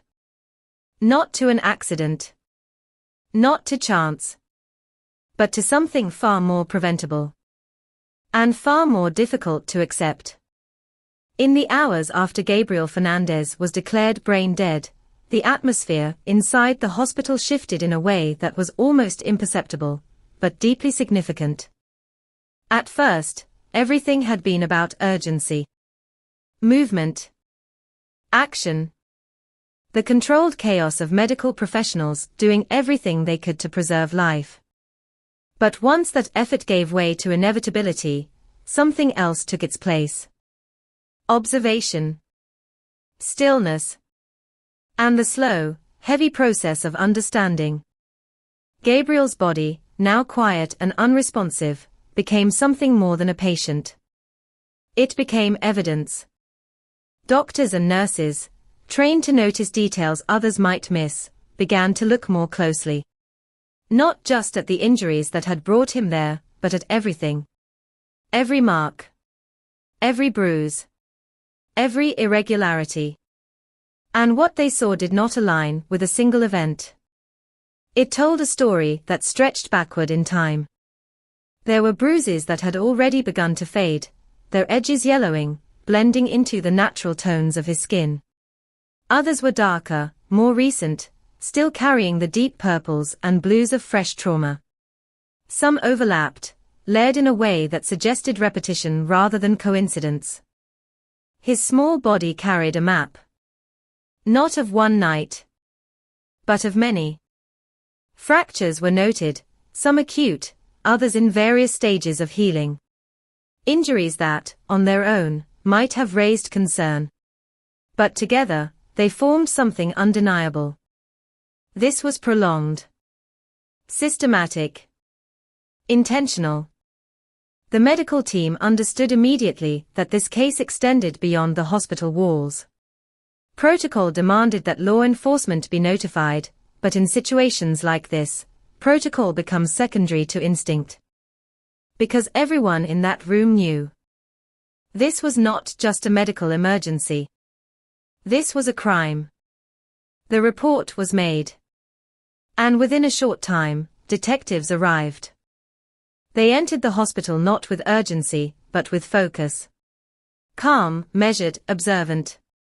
The kind of presence that doesn't disrupt a space, but quietly takes control of it. They were led to Gabriel. And for a moment, even they, accustomed to violence, to difficult cases, to the darker aspects of human behavior, paused. Because there is something uniquely disturbing about harm inflicted on a child. Especially when that harm is not hidden. Not concealed. But written so clearly across a body that it cannot be ignored. They began their work. Photographs. Documentation. Careful notation of each visible injury. Every mark recorded with precision, not just for what it was, but for what it represented. A timeline. A pattern. A narrative that would need to be reconstructed piece by piece. But even in those early stages, the outline was already forming. This was not a one-time incident. This was sustained abuse. And the focus quickly turned to the people closest to Gabriel. The ones responsible for his care. The ones who had been with him in the final hours. Pearl Fernandez and Isoro Aguirre. They were questioned separately. At first, their accounts followed a familiar pattern. Vague explanations. Inconsistencies. Attempts to frame the injuries as accidental. A fall. An incident that got out of control. But as investigators pressed further, those explanations began to unravel. Because the evidence did not support them. Not even close. The injuries were too numerous. Too varied. Too deliberate. A single fall does not result in dozens of wounds at different stages of healing. It does not explain fractures that have already begun to mend. It does not account for the kind of trauma that Gabriel had sustained. And the detectives knew that. So they kept asking. Kept listening. Kept comparing what was being said to what they already understood. And slowly, the gap between the story and the truth became impossible to ignore. Meanwhile, another team was dispatched to the house on East Avenue Q12. The place where everything had happened. From the outside, it looked the same as it always had. Quiet. Unremarkable. A structure that gave no indication of what had taken place inside. But once investigators crossed the threshold, that perception began to shift. The interior held a different kind of silence. Not the calm of an empty home, but something heavier. Residual. As if the space itself retained fragments of what had occurred there. They moved through the rooms methodically. Living area. Kitchen. Bedrooms. Each space examined not just for obvious signs, but for subtle ones. And it didn't take long to find them. In one room, there were marks on the walls. Not immediately noticeable unless you were looking for them. Scuffs. Indentations. The kind that could be explained away, if taken in isolation. But in this context, they suggested something else. Force. Repeated impact. In another area, investigators noted the presence of objects that could be used to inflict harm. Household items, repurposed. Not unusual in themselves. But when considered alongside the injuries documented at the hospital, they took on a different meaning. They became tools. Instruments. Part of a system that had been used over time. The search extended further. Closets. Storage spaces. And then, something that stood out. A small enclosed space. Confined. Restrictive. The kind of place that would be uncomfortable for an adult to remain in for even a short period. For a child, it would be suffocating. This was not speculation. It aligned with what would later be confirmed. Gabriel had been confined. Not occasionally, but repeatedly. The house, once neutral in appearance, began to reveal its role. It was not just a setting. It was an environment that had facilitated abuse. Allowed it to continue. Contained it. Investigators documented everything. Photographs. Measurements. Notes that would later be used to reconstruct the events that had taken place within those walls. But even with all of that, there was something missing. Not evidence. Not information. But perspective. Because to fully understand what had happened, they needed more than physical proof. They needed context. And that context began to emerge as they expanded their investigation beyond the house. They spoke to neighbors, to teachers, to anyone who had interacted with Gabriel. And what they found was both revealing and deeply troubling. People had noticed things. Not everything. Not the full extent. But enough to raise concern. Neighbors recalled hearing sounds. Not constant. But occasional. Moments that stood out just enough to be remembered. Voices raised. A child crying. Then silence. Teachers described a different side of Gabriel. A quiet boy. Polite. Eager to please. But increasingly withdrawn. They spoke of the bruises. The changes in behavior. The subtle signs that something wasn't right. And most importantly, they spoke of the reports. Because concerns had been raised before. Multiple times. To authorities. To Child Protective Services. There had been visits. Assessments. Interactions that, on paper, should have triggered deeper intervention. But for reasons that would later be scrutinized extensively, those interventions had not reached the level required to remove Gabriel from the environment. Each report, each observation, each moment of concern became part of a larger picture. A picture that was difficult to look at in its entirety. Because it showed not just what had been done to Gabriel, but what had been missed. The discovery phase of the investigation was not just about uncovering facts. It was about connecting them. Understanding how a series of warning signs, each one significant on its own, had failed to produce a different outcome. And as detectives pieced together that timeline, the weight of those missed opportunities became impossible to ignore. Because by the time everything was fully understood, the chance to act had already passed. Gabriel's story, once fragmented and incomplete, was now being reconstructed with clarity. Painful clarity. The kind that leaves little room for interpretation. And as that clarity grew, so did the scope of the case. This was no longer just about two individuals. It was about a system. A network of responses. Decisions made at multiple levels. Each one contributing, in some way, to the final outcome. But at the center of it all remained a single, undeniable truth. A child had suffered. Repeatedly. Over time. In ways that were visible, if only someone had looked closely enough. And now, in the aftermath, everything was being seen with that clarity. Every bruise. Every report. Every moment that could have changed the course of events. The discovery was complete. Not in the sense that every question had been answered, but in the sense that the reality could no longer be hidden. And from that point forward, the focus would shift. From understanding what happened, to determining responsibility, to seeking justice for a boy who had never been given the chance to escape what was done to him. By the time the case formally shifted into a full-scale investigation, the story of Gabriel Fernandez was no longer hidden behind closed doors. It was everywhere. In police reports.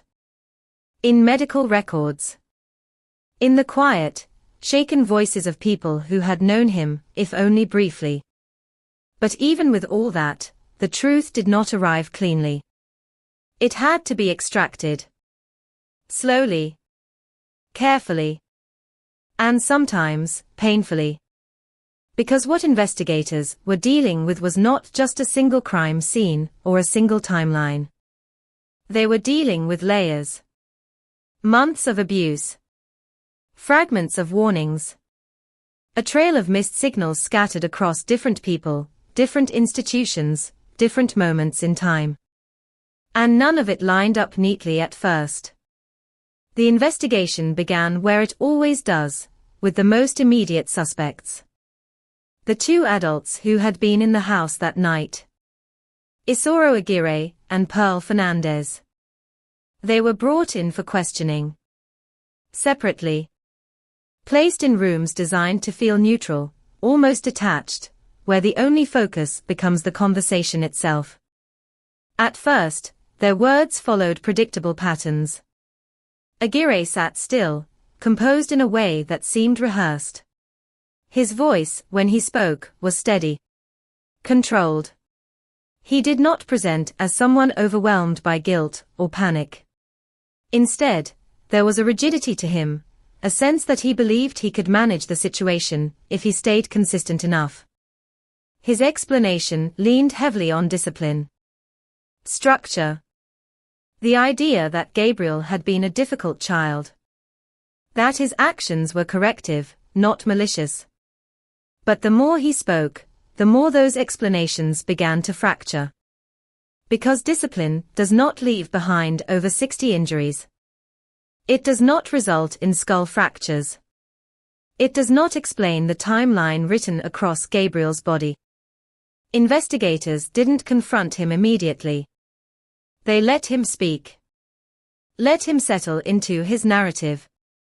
Because in cases like this, contradictions often emerge on their own. And they did. Small at first. Details that didn't align. Timelines that shifted. Descriptions that felt incomplete.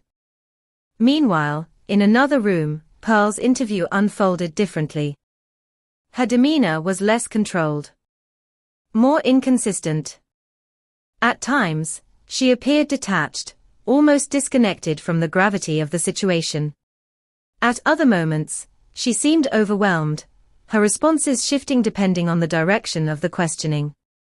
She spoke about Gabriel in ways that lacked emotional depth. Described incidents without the expected concern. Her explanations, like Aguirre's, attempted to minimize. To reframe. To redirect responsibility. But unlike Aguirre, she struggled to maintain consistency. Her account changed. Details were added. Removed. Adjusted. And investigators noticed. Because inconsistency is not just about lying. It's about instability in the narrative. And in this case, that instability became a key pressure point.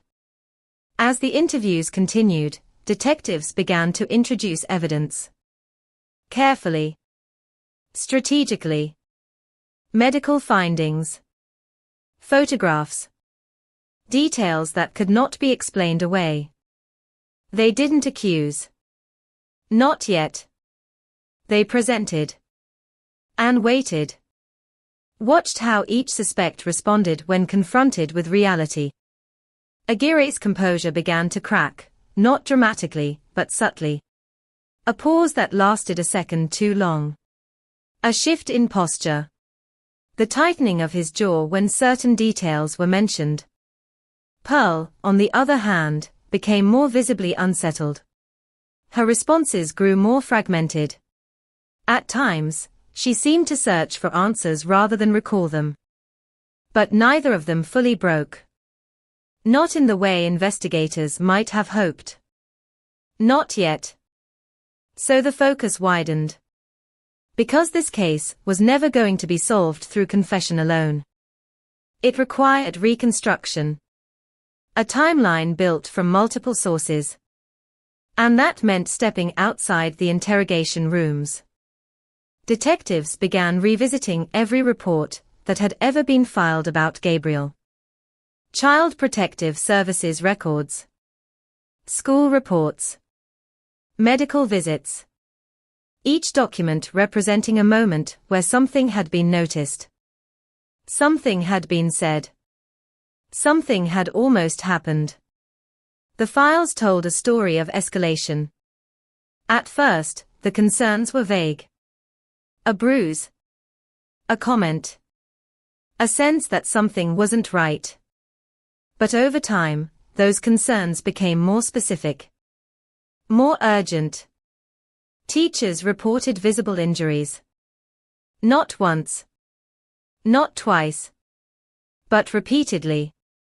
They described Gabriel's behavior, how he flinched at sudden movements, how he avoided eye contact, how he seemed to carry fear in a way that didn't belong to a child his age. There were disclosures, too. Quiet ones. The kind that could be missed if you weren't listening closely enough. But they were there. And they had been documented. Investigators interviewed those teachers. Sat with them in quiet rooms, asking them to recall details they likely wished they could forget. The teachers spoke carefully, their words carrying a mix of frustration and regret. They had reported what they saw. Followed protocol. Raised concerns. But after that, the process had moved beyond their control. And that process, slow, layered, dependent on thresholds and verification, had not acted decisively enough. Next came the social workers. Those who had been assigned to Gabriel's case. Those who had visited the home. Those who had made assessments. These interviews were different. More complex. Because they didn't just involve recounting observations. They involved explaining decisions. Why certain actions were taken. Why others were not. The social workers described what they had seen during their visits. A child who appeared quiet. A home that, on the surface, did not immediately reveal the extent of the abuse. Parents who provided explanations that, at the time, seemed plausible enough to delay more aggressive intervention. But when those explanations were placed alongside the full body of evidence, they began to unravel. Because what seemed plausible in isolation became insufficient in context. Investigators mapped it out. A timeline stretching across months. Each report marked. Each visit noted. Each missed escalation highlighted.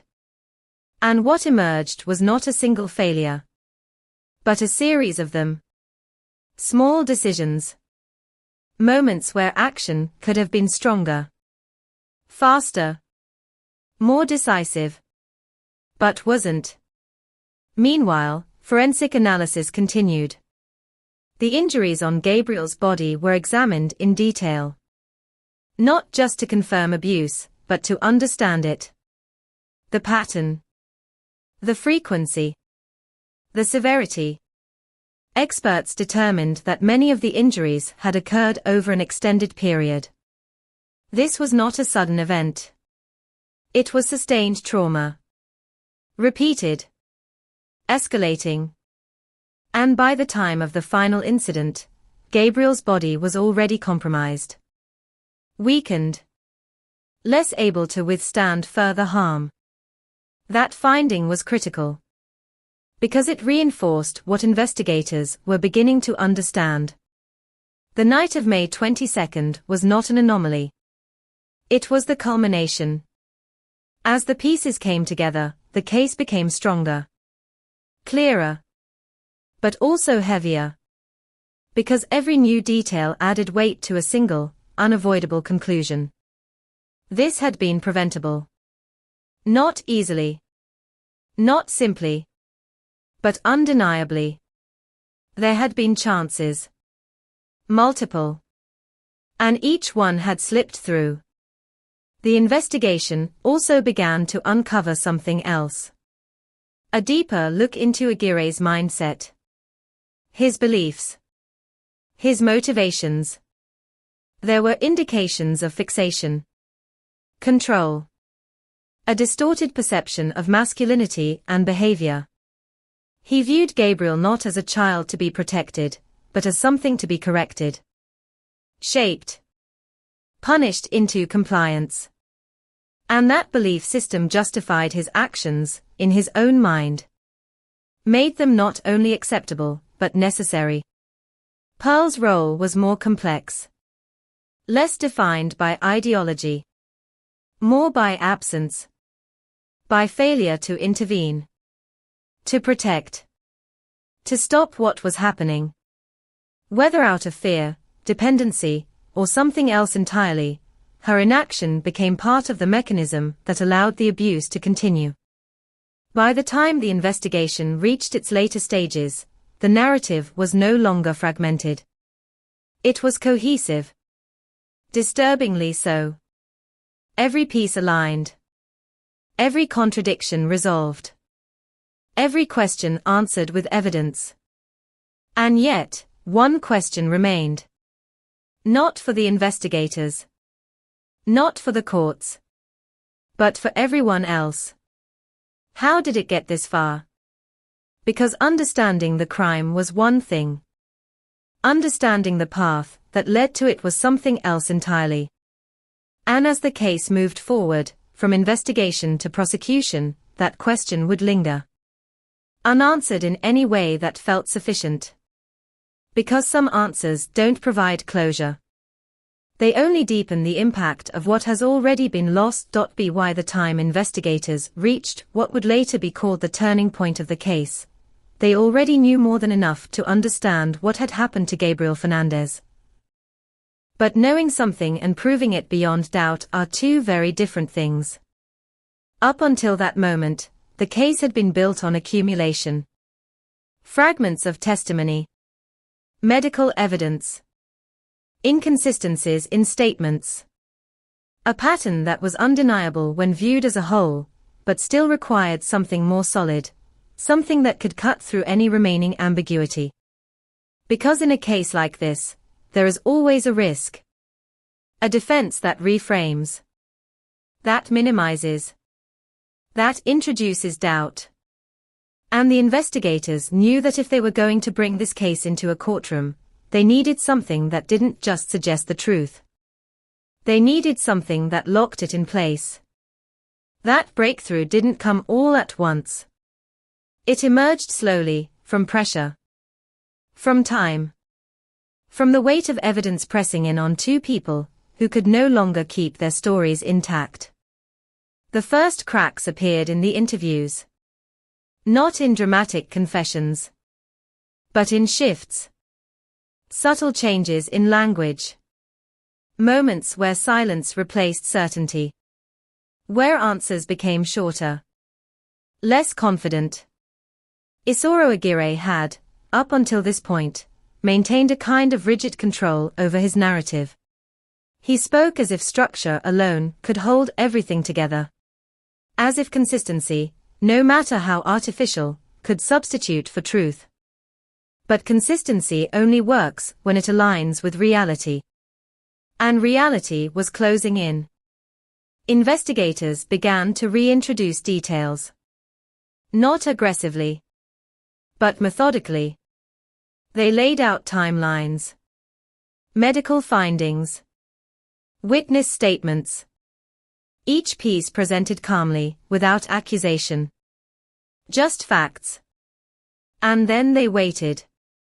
Because silence, in an interrogation room, is not empty. It's pressure. And Aguirre began to feel it. His posture shifted. Small at first. A tightening in his shoulders. A change in how long he held eye contact. The pauses between his responses grew longer. And in those pauses, something became clear. He was no longer in control. The narrative he had constructed was no longer enough. At the same time, in a separate room, Pearl Fernandez was experiencing something different. Where Aguirre had tried to maintain control, Pearl's position had always been more fragile. More reactive. And under sustained questioning, that fragility began to surface. She wasn't holding on to a single, consistent version of events. She was navigating. Adjusting.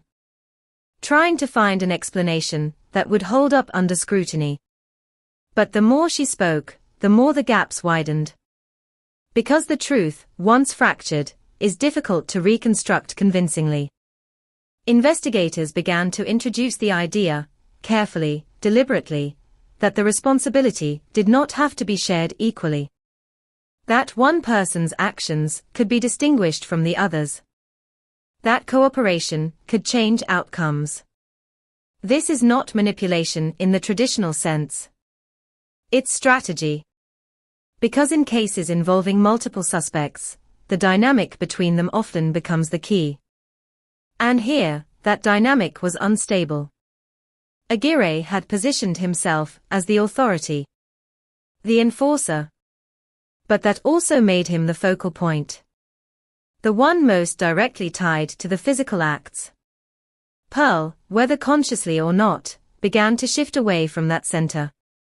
Her language changed. Subtly at first. Less we. More he. She began to describe Aguirre's actions with increasing distance, as if separating herself from the events, even when that separation was incomplete. And that shift mattered. Because once a narrative begins to split, it becomes much harder to maintain a unified defense. Investigators recognized it immediately. And they leaned into it. Not by pushing harder, but by allowing space. Encouraging her to continue. To explain. To clarify. And in doing so, she began to provide something critical. Context. Not just what happened on the final night, but what had been happening before. The pattern. The escalation. The routine of abuse that had become normalized within that house. She spoke about discipline. About Aguirre's expectations. About his reactions when those expectations were not met. And in those descriptions, the line between discipline and cruelty disappeared completely. Because what she described was not correction. It was control through pain. Repeated. Deliberate. Unchecked. Meanwhile, forensic evidence continued to strengthen the case. Medical experts were able to map Gabriel's injuries with increasing precision. They identified not just the severity, but the sequence. Which injuries were recent? Which had occurred days earlier? Weeks earlier? Even months? This timeline became one of the most powerful elements of the case. because it removed any possibility of a single explanation. No one event could account for what had been found. No one moment could explain the accumulation. It was sustained, continuous, and that continuity pointed directly back to the environment Gabriel had been living in. The house, the people inside it. Investigators also uncovered additional details that reinforced the pattern. Objects within the home that matched the types of injuries observed. Marks on walls that aligned with impact trauma. Confined spaces consistent with reports of isolation and punishment. Each piece alone was significant. Together, they were overwhelming. But the true breakthrough, the moment when the case shifted from strong to undeniable, came when the narrative, the evidence, and the psychology all aligned. When what was said matched what was seen. When what was claimed could no longer contradict what had been proven. Aguirre, faced with the weight of that alignment, began to lose the rigid control he had maintained. His responses became shorter, less detailed. At times, he avoided answering altogether. And in those moments, the silence said more than any statement could. Because silence, in the face of evidence, is not neutral. It's revealing. Pearl, meanwhile, had already begun to reposition herself within the narrative. Not fully accepting responsibility, but no longer able to deny what had happened. And that partial shift, imperfect as it was, helped solidify the broader picture. Because it confirmed what investigators had already suspected. This was not hidden from everyone in the house. It was known. Seen. Allowed. The breakthrough was not a single confession. Not a dramatic admission. It was something quieter. But far more powerful. It was the moment when every piece of the case began to support every other piece. When there were no longer gaps large enough for doubt to take hold. When the story, as horrific as it was, became clear. And clarity, in a case like this, carries weight. Because once the truth is fully visible, the next step becomes inevitable. Accountability. The investigation, which had started with questions, now had answers. Not just about the final night, but about the months leading up to it. The pattern. The intent. The failure to stop. And as the case prepared to move into the courtroom, that clarity would become its foundation. Because justice, in situations like this, does not come from emotion. It comes from evidence. From structure. From the ability to present a truth that cannot be dismantled. And by the time the breakthrough was complete, that truth was no longer fragile. It was solid. Unavoidable. And waiting to be heard. By the time the case entered the courtroom, the story of Gabriel Fernandez had already begun to echo far beyond Palmdale. It had moved through police reports, medical findings, interviews, and headlines. But inside the courtroom, everything changed. Because here, the story would no longer be told in fragments. It would be reconstructed in full. Under oath. In front of a jury. With every detail laid bare. The courtroom itself was unremarkable, wood-paneled walls, rows of seats, the quiet formality of a place designed for order. But the atmosphere inside it carried a different kind of weight. Heavy. Expectant. There is a particular silence that exists before a trial begins.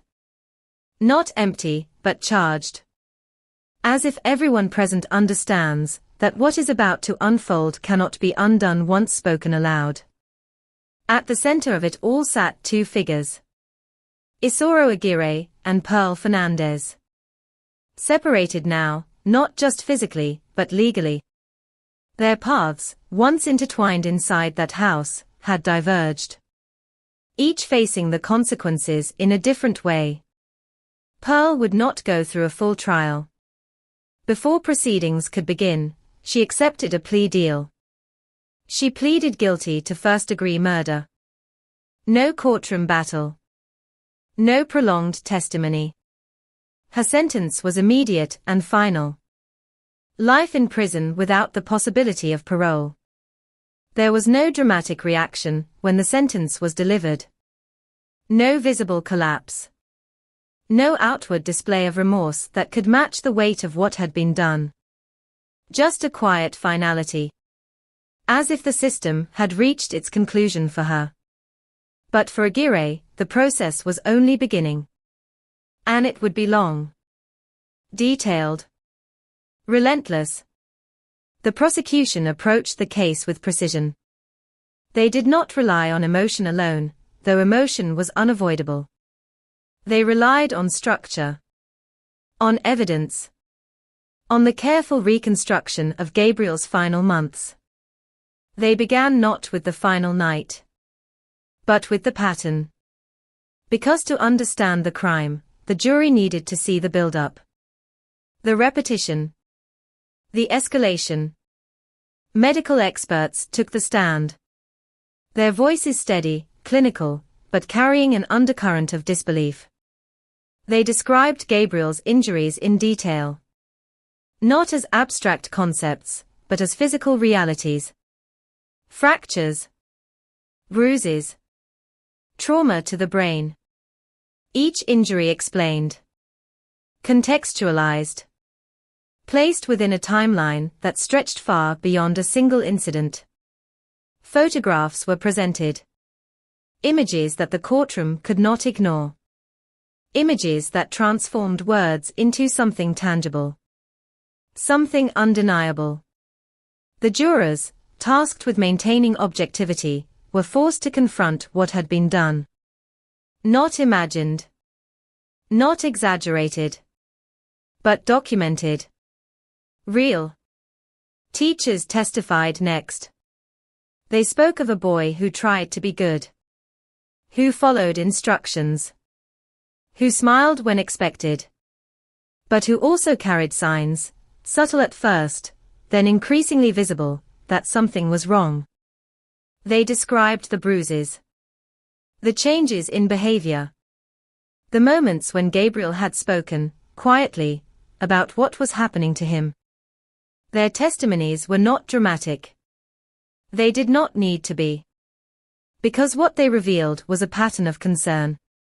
Repeated. Escalating. Unresolved. Then came the investigators. They walked the jury through the case step by step. The discovery at the hospital. The condition of Gabriel's body. The search of the home. The interviews. The inconsistencies. Each detail placed carefully into the larger narrative. Building. Reinforcing. Leaving little room for doubt. And at the center of that narrative stood Aguirre. His role was clear. His actions documented. His control over the environment established. The prosecution did not need to exaggerate. They only needed to present what had already been proven. The defense, however, faced a nearly impossible task. They did not deny that Gabriel had been abused. That much was undeniable. Instead, they focused on intent. On mental state. On the possibility that Aguirre's actions, while extreme, were not premeditated in the way required for the most severe charges. They attempted to introduce nuance. To suggest that this was a case of loss of control rather than calculated cruelty. But the evidence did not support that narrative. The timeline contradicted it. The pattern contradicted it. The sheer number of injuries contradicted it. Because what had been done to Gabriel was not sudden. It was sustained. And sustained action requires awareness. Requires choice. Aguirre himself took the stand. It was a moment that drew attention, not because it was expected to change the outcome, but because it offered a direct glimpse into the mind of the man at the center of it all. He spoke in measured tones. Calm. Controlled. Much like he had during the investigation. He described his actions in terms that felt detached. As if recounting events rather than confronting them. There was no visible recognition of the full impact of what had been done. No moment where his words aligned with the reality presented by the evidence. And that disconnect was striking. Because in a courtroom, where every detail is scrutinized, that absence becomes its own kind of statement. The trial moved forward. Day by day. Testimony by testimony. Each piece reinforcing the last. Until the narrative was complete. Clear. Unbroken. When it came time for closing arguments, the prosecution returned to a central point. This was not a single act. This was a series of choices. Repeated. Escalating. Leading to a predictable outcome. They did not need to ask the jury to feel. They only needed them to understand. The defense made their final attempt to introduce doubt. To shift perspective. To complicate what had been presented as straightforward. But by that point, the weight of the evidence was too great. The jury deliberated.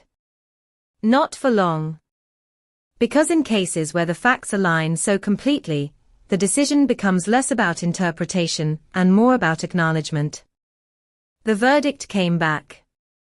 Guilty. First-degree murder. With special circumstances. The courtroom remained still as the words were spoken.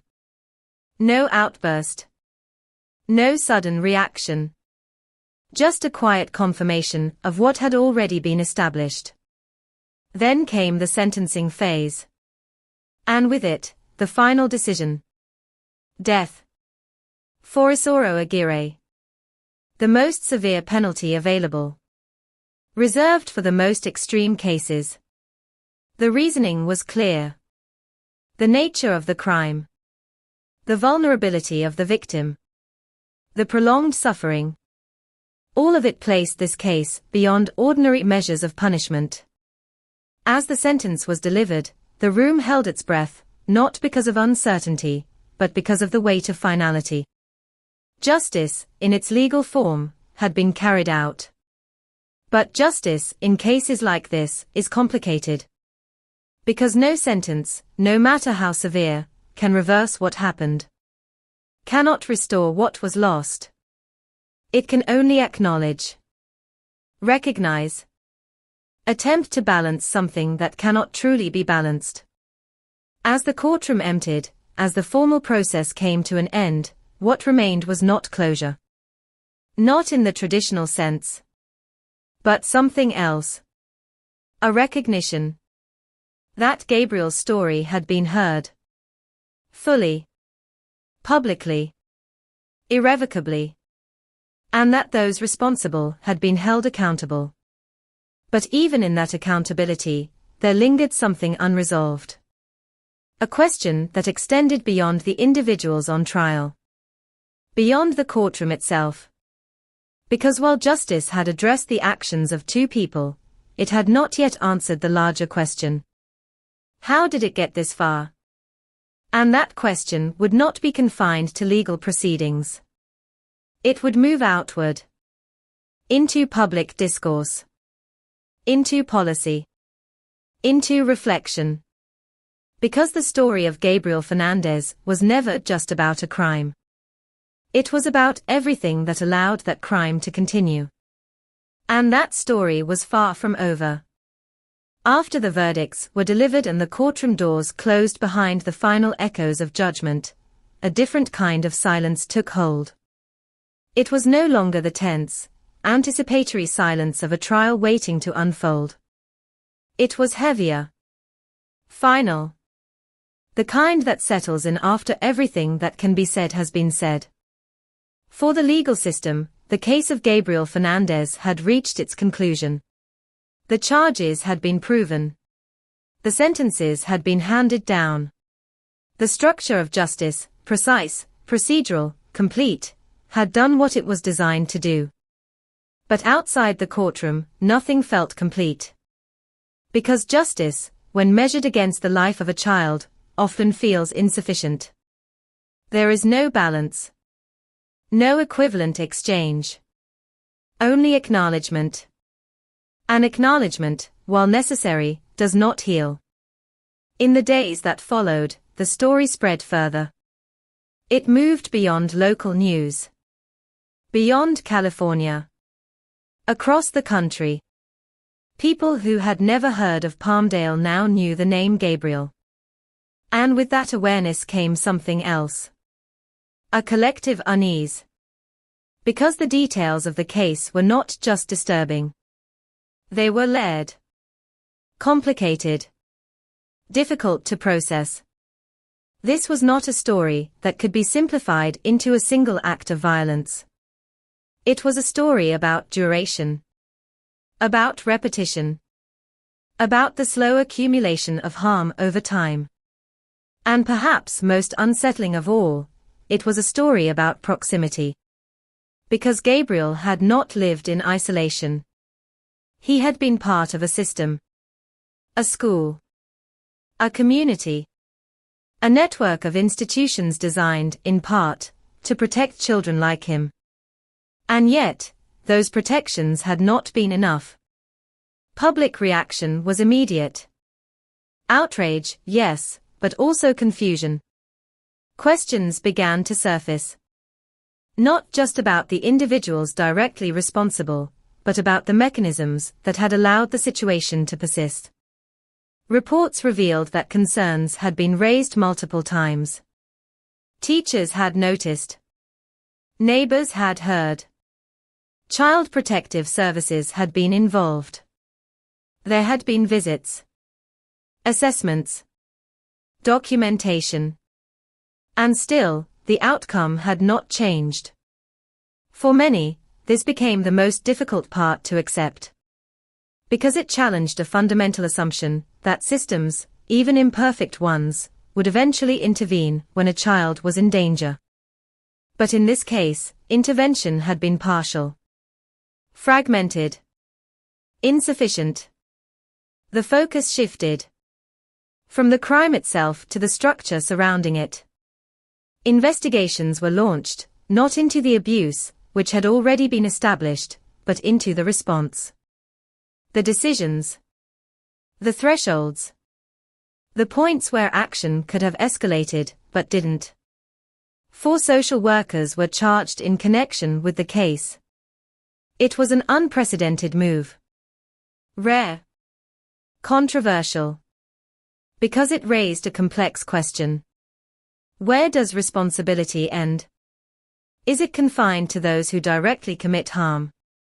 Or does it extend to those who fail to prevent it when given the opportunity?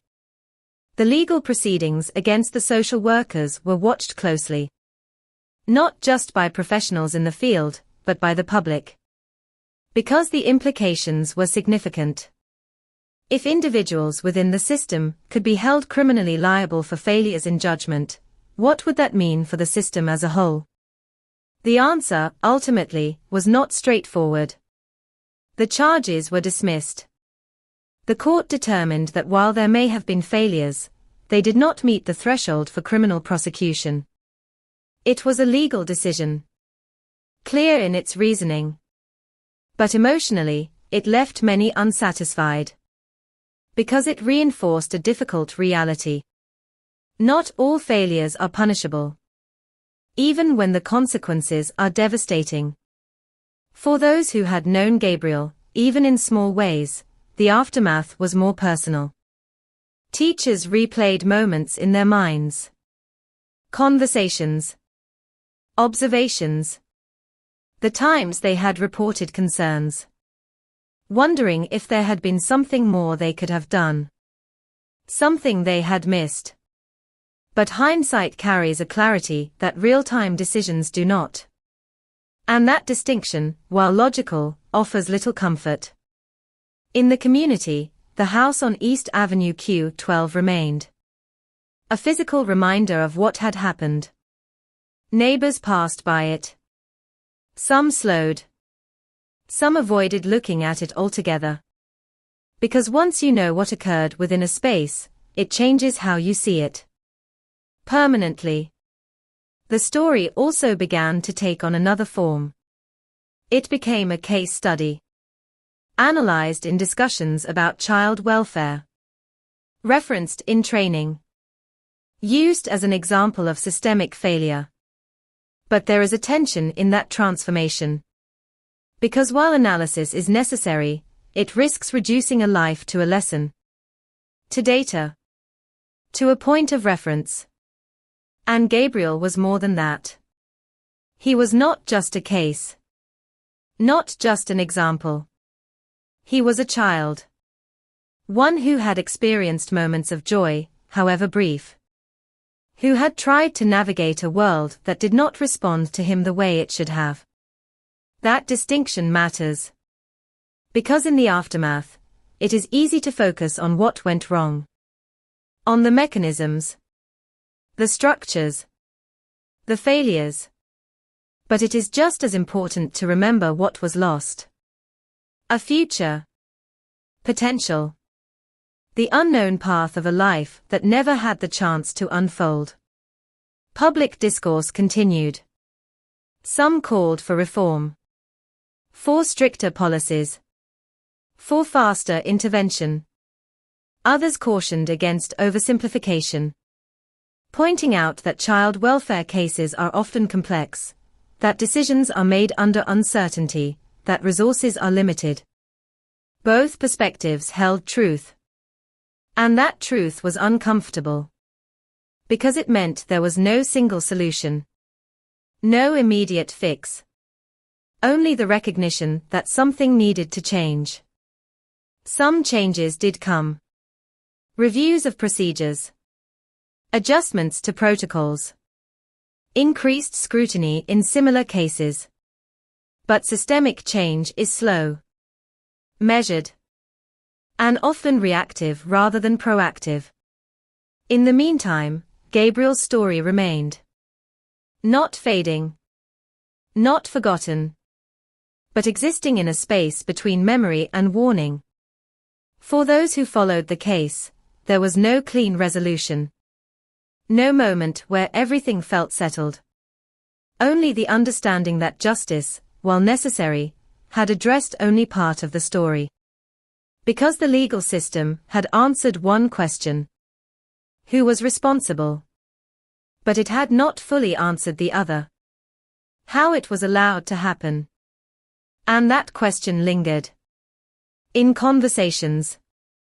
In policy discussions. In the quiet reflections of those who had been close enough to see the signs, but not close enough to change the outcome. The aftermath of a case like this does not end with a verdict. It continues. In the way people think about responsibility. In the way systems are evaluated. In the way future cases are approached. And perhaps most importantly, in the way one name continues to be spoken. Not as a headline. Not as a statistic. But as a reminder. Of what happens when warning signs are not fully acted upon. Of how easily suffering can remain unseen, even when it is visible. And of the responsibility that comes with noticing. Because in the end, the story of Gabriel Fernandez is not just about what was done. It is about what was missed. And what must not be missed again. Long after the courtroom emptied and the headlines began to fade, the case of Gabriel Fernandez did not disappear. It lingered. Not loudly. Not in the way breaking news demands attention. But quietly, persistently, like something unfinished. Because some stories don't end when the facts are established. They continue in the spaces those facts leave behind. In the questions. In the reflections. In the moments when people realize that what happened was not isolated but possible. Across the country, professionals in child welfare, education, and law enforcement found themselves revisiting the case, not as observers, but as participants in a larger system. They examined reports, protocols, decision-making processes. Not because they wanted to revisit the pain, but because they needed to understand it. To prevent it. Or at least to try. In training rooms, Gabriel's story was retold. Not in full detail, never fully, because the full truth was too heavy to carry repeatedly, but in pieces. Moments. Decisions. Turning points. It became a framework for discussion. A case that illustrated how small uncertainties can accumulate into irreversible outcomes. How hesitation, even when rooted in caution, can become dangerous. How systems designed to protect can falter, not through a single failure, but through a series of them. But even as it was analyzed, something about the case resisted simplification. Because it wasn't just about policy or procedure. It was about human behavior.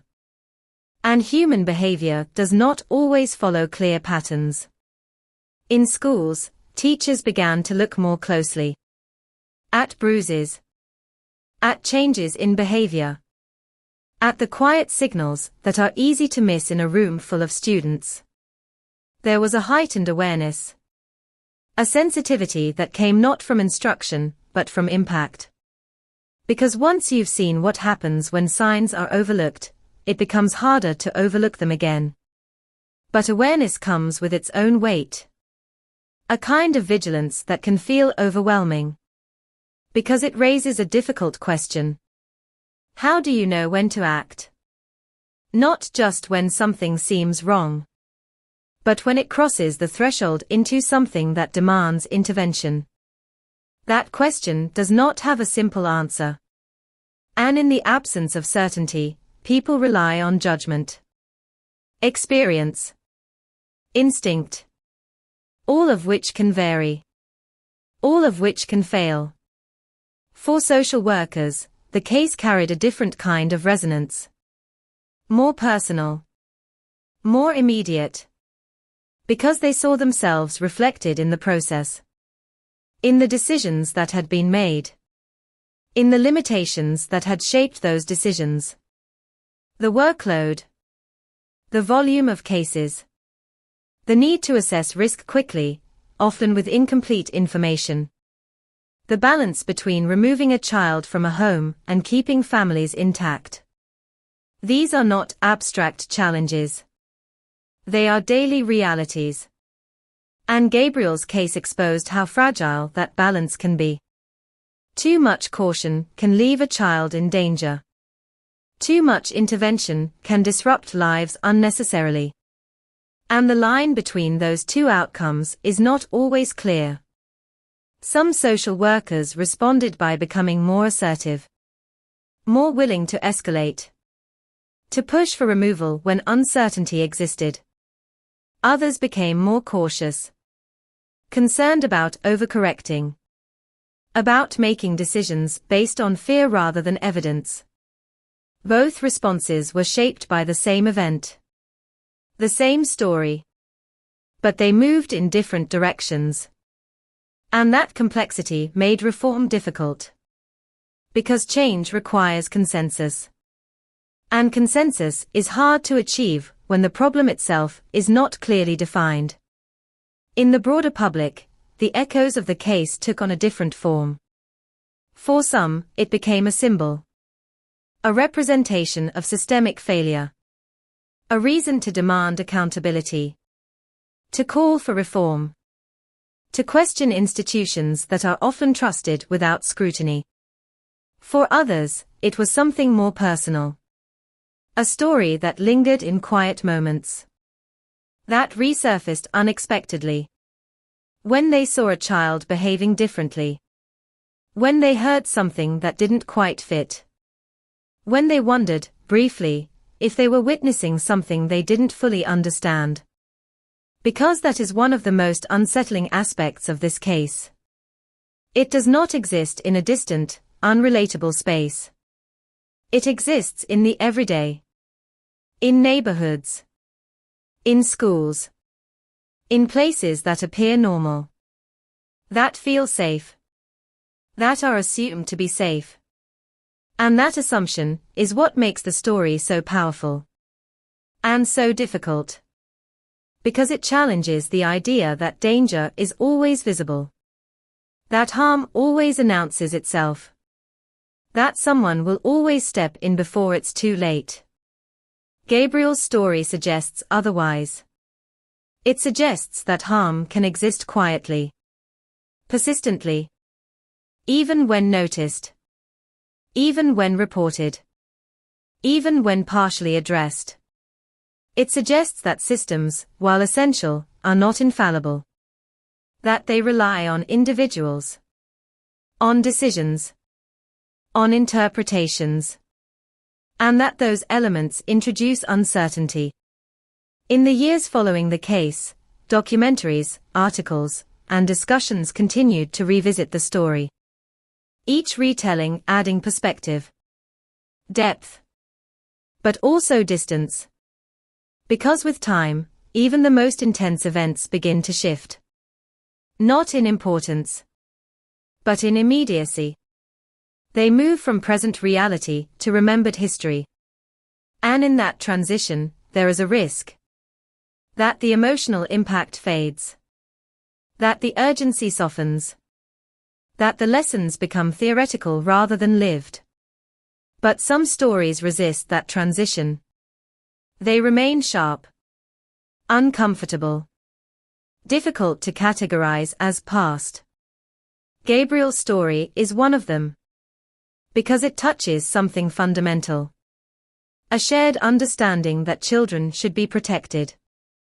That their vulnerability demands attention. That their safety is not optional. And when that understanding is violated, it leaves a mark. Not just on those directly involved. But on everyone who hears the story. Everyone who carries it forward. The echoes of this case are not uniform. They do not move in a single direction. They ripple outward. Touching different people in different ways. Some feel anger. Others feel sadness. Some feel a renewed sense of responsibility. Others feel uncertainty about what responsibility even means in situations like this. But all of those responses share a common origin. A recognition that something went wrong. Not just once, but repeatedly. And that recognition cannot be undone. As time continues to pass, the details of the case may become less immediate. Names may fade from public memory. Dates may blur. But the core of the story remains. A child who needed help. Who showed signs. Who spoke in the ways he could. And who was not fully heard in time. That reality does not disappear. It becomes part of a larger conversation. One that continues. In classrooms. In offices. In quiet moments of reflection. Because the true aftermath of a case like this is not measured in years. It is measured in impact. In the way it changes how people see. How they respond. How they act when faced with uncertainty. And whether, when the next moment comes, when another child shows signs, when another situation raises questions, those echoes will be strong enough to make a difference. That is the part of the story that remains unwritten. Not fixed. Not determined. But shaped, continuously, by the choices people make after hearing it. And in that sense, the story of Gabriel Fernandez is not over. It is still unfolding. In every decision that follows. In the months following the trial, Palmdale felt different. Not in obvious ways, its streets still carried the rhythm of daily life, the hum of cars, the laughter of children, but there was a quiet weight beneath the ordinary. For neighbors, for teachers, for anyone who had passed by the house where Gabriel Fernandez had suffered, the story had left an imprint that could not be erased. The familiar landmarks became markers of memory, each one a reminder of a tragedy that had unfolded quietly, yet so violently, in plain sight. The school that Gabriel had attended was among the first to feel the aftershocks. Teachers huddled in staff rooms, revisiting their interactions with him. They replayed every classroom moment in their minds. The way he hesitated when called on, the way he flinched when touched unexpectedly, the quiet whispers he offered when he thought no one was listening. The guilt was subtle, a persistent undercurrent. They had noticed something wrong. They had reported it. And yet, somehow, it had not been enough. That tension, between intention and result, haunted the faculty. Parents, too, began to look at their own children differently. The news of Gabriel's suffering traveled quickly, amplified by media coverage and social commentary. Walks in the park or trips to the grocery store were no longer just routine errands. They became moments of scrutiny. Every child, every scrape, every tear became a potential signal to watch for, a reminder of the fragility of innocence. Conversations between parents shifted from casual chatter to hushed warnings about safety, vigilance, and awareness. And yet, with awareness came anxiety. With vigilance came the nagging question, how do you know when enough is enough? Within the neighborhood itself, whispers circulated. Some residents felt a piercing frustration. Why had signs gone unnoticed? Why had cries for help gone unanswered? Others were haunted by the realization that their own assumptions about safety and normalcy had been challenged. The home on East Avenue Q12, once just another house on the block, now carried a palpable tension. People avoided looking at it directly, though the memory of screaming and trauma lingered in their minds. It became a symbol, a place that reminded them that the boundary between ordinary life and horror could be frighteningly thin. Meanwhile, Palmdale's Child Protective Services office faced scrutiny. Internally, the staff reviewed the case obsessively, dissecting every decision, every missed cue. Meetings extended late into the night, conversations layered with technical detail and raw emotion. The lessons were painful but necessary.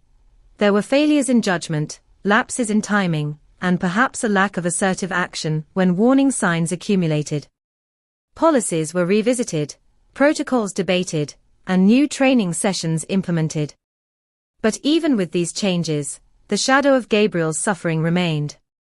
No document, no workshop, no guideline could replace the opportunity lost, the life that was extinguished before its time. Local clergy and community leaders became unexpectedly involved. Some organized public forums to discuss child abuse and prevention, while others met privately with families who had been affected indirectly. They emphasized vigilance, community support, and the importance of reporting concerns. Every meeting carried the underlying lesson: abuse rarely exists in isolation. It thrives in silence, in denial, in fragmented attention. And if the community does not respond collectively, then tragedies like Gabriel's can happen again. Beyond Palmdale, the story of Gabriel Fernandez sparked national discourse. Child welfare organizations, researchers, and journalists analyzed the case in depth. Reports detailed not just the abuses themselves, but the systemic gaps that allowed them to continue unchecked. Policy recommendations circulated: smaller caseloads for social workers, better communication channels between schools and protective services, and more rigorous follow-up procedures. Scholars debated ethics, the limits of human attention, and the moral responsibility of institutions versus individuals. The dialogue was dense, at times heated, but it was fueled by an undeniable urgency. Gabriel's death could not be forgotten, and its lessons could not be ignored. At the heart of it all, for the community closest to Gabriel, grief remained personal. His teachers, classmates, neighbors, and relatives carried fragments of the boy's presence: his quiet smile, his hesitant but earnest attempts to fit in, the glimpses of intelligence and curiosity that the abuse had never completely smothered.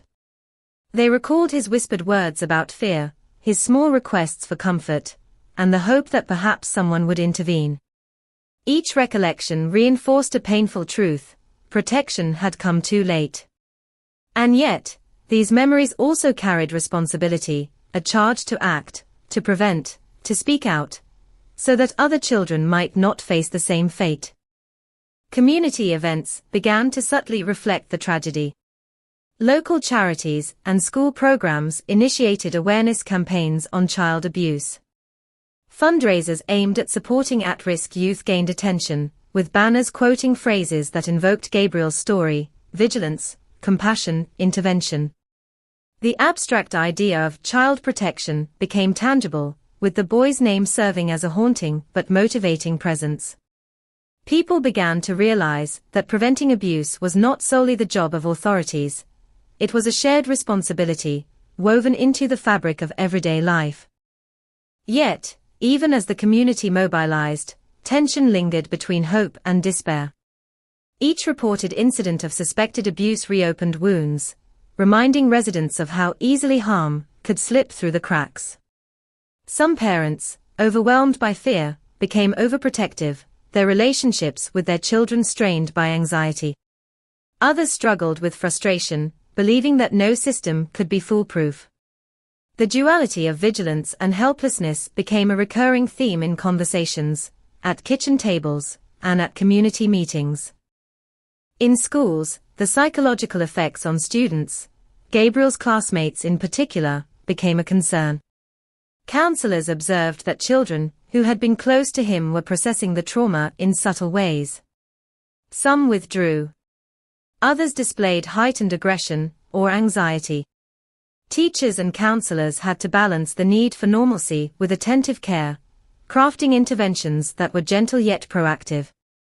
The aim was not just to respond to incidents, but to build resilience, to equip children to identify unsafe situations, and to trust adults to act. Even years later, the echoes of Gabriel Fernandez reverberated. Community initiatives, legislation proposals, training programs, and personal reflection carried fragments of his story into the present. His life, though tragically short, transformed into a catalyst for change. The boy who had been silenced by abuse became a voice for systemic scrutiny, vigilance, and the moral responsibility of communities to protect their most vulnerable. And yet, in every recounting, every analysis, every effort to prevent repetition, there was an undercurrent of sorrow. For all the lessons learned, for all the reforms implemented, the fact remained immutable: Gabriel Fernandez would never grow up. He would never play, learn, or laugh beyond the confines of his pain. That absence, felt in classrooms, neighborhoods, and hearts across the nation, was the lasting echo of a boy whose story demanded attention, reflection, and action. The ripples through the community were not just about anger or guilt, they were about vigilance. About seeing what had been invisible before. About ensuring that no child would endure the slow accumulation of harm unnoticed. Gabriel's story had ended with tragedy, but its influence, its call to conscience, remained alive, stretching outward in ways that were both profound and unsettling, a reminder that the consequences of inaction are not easily forgotten.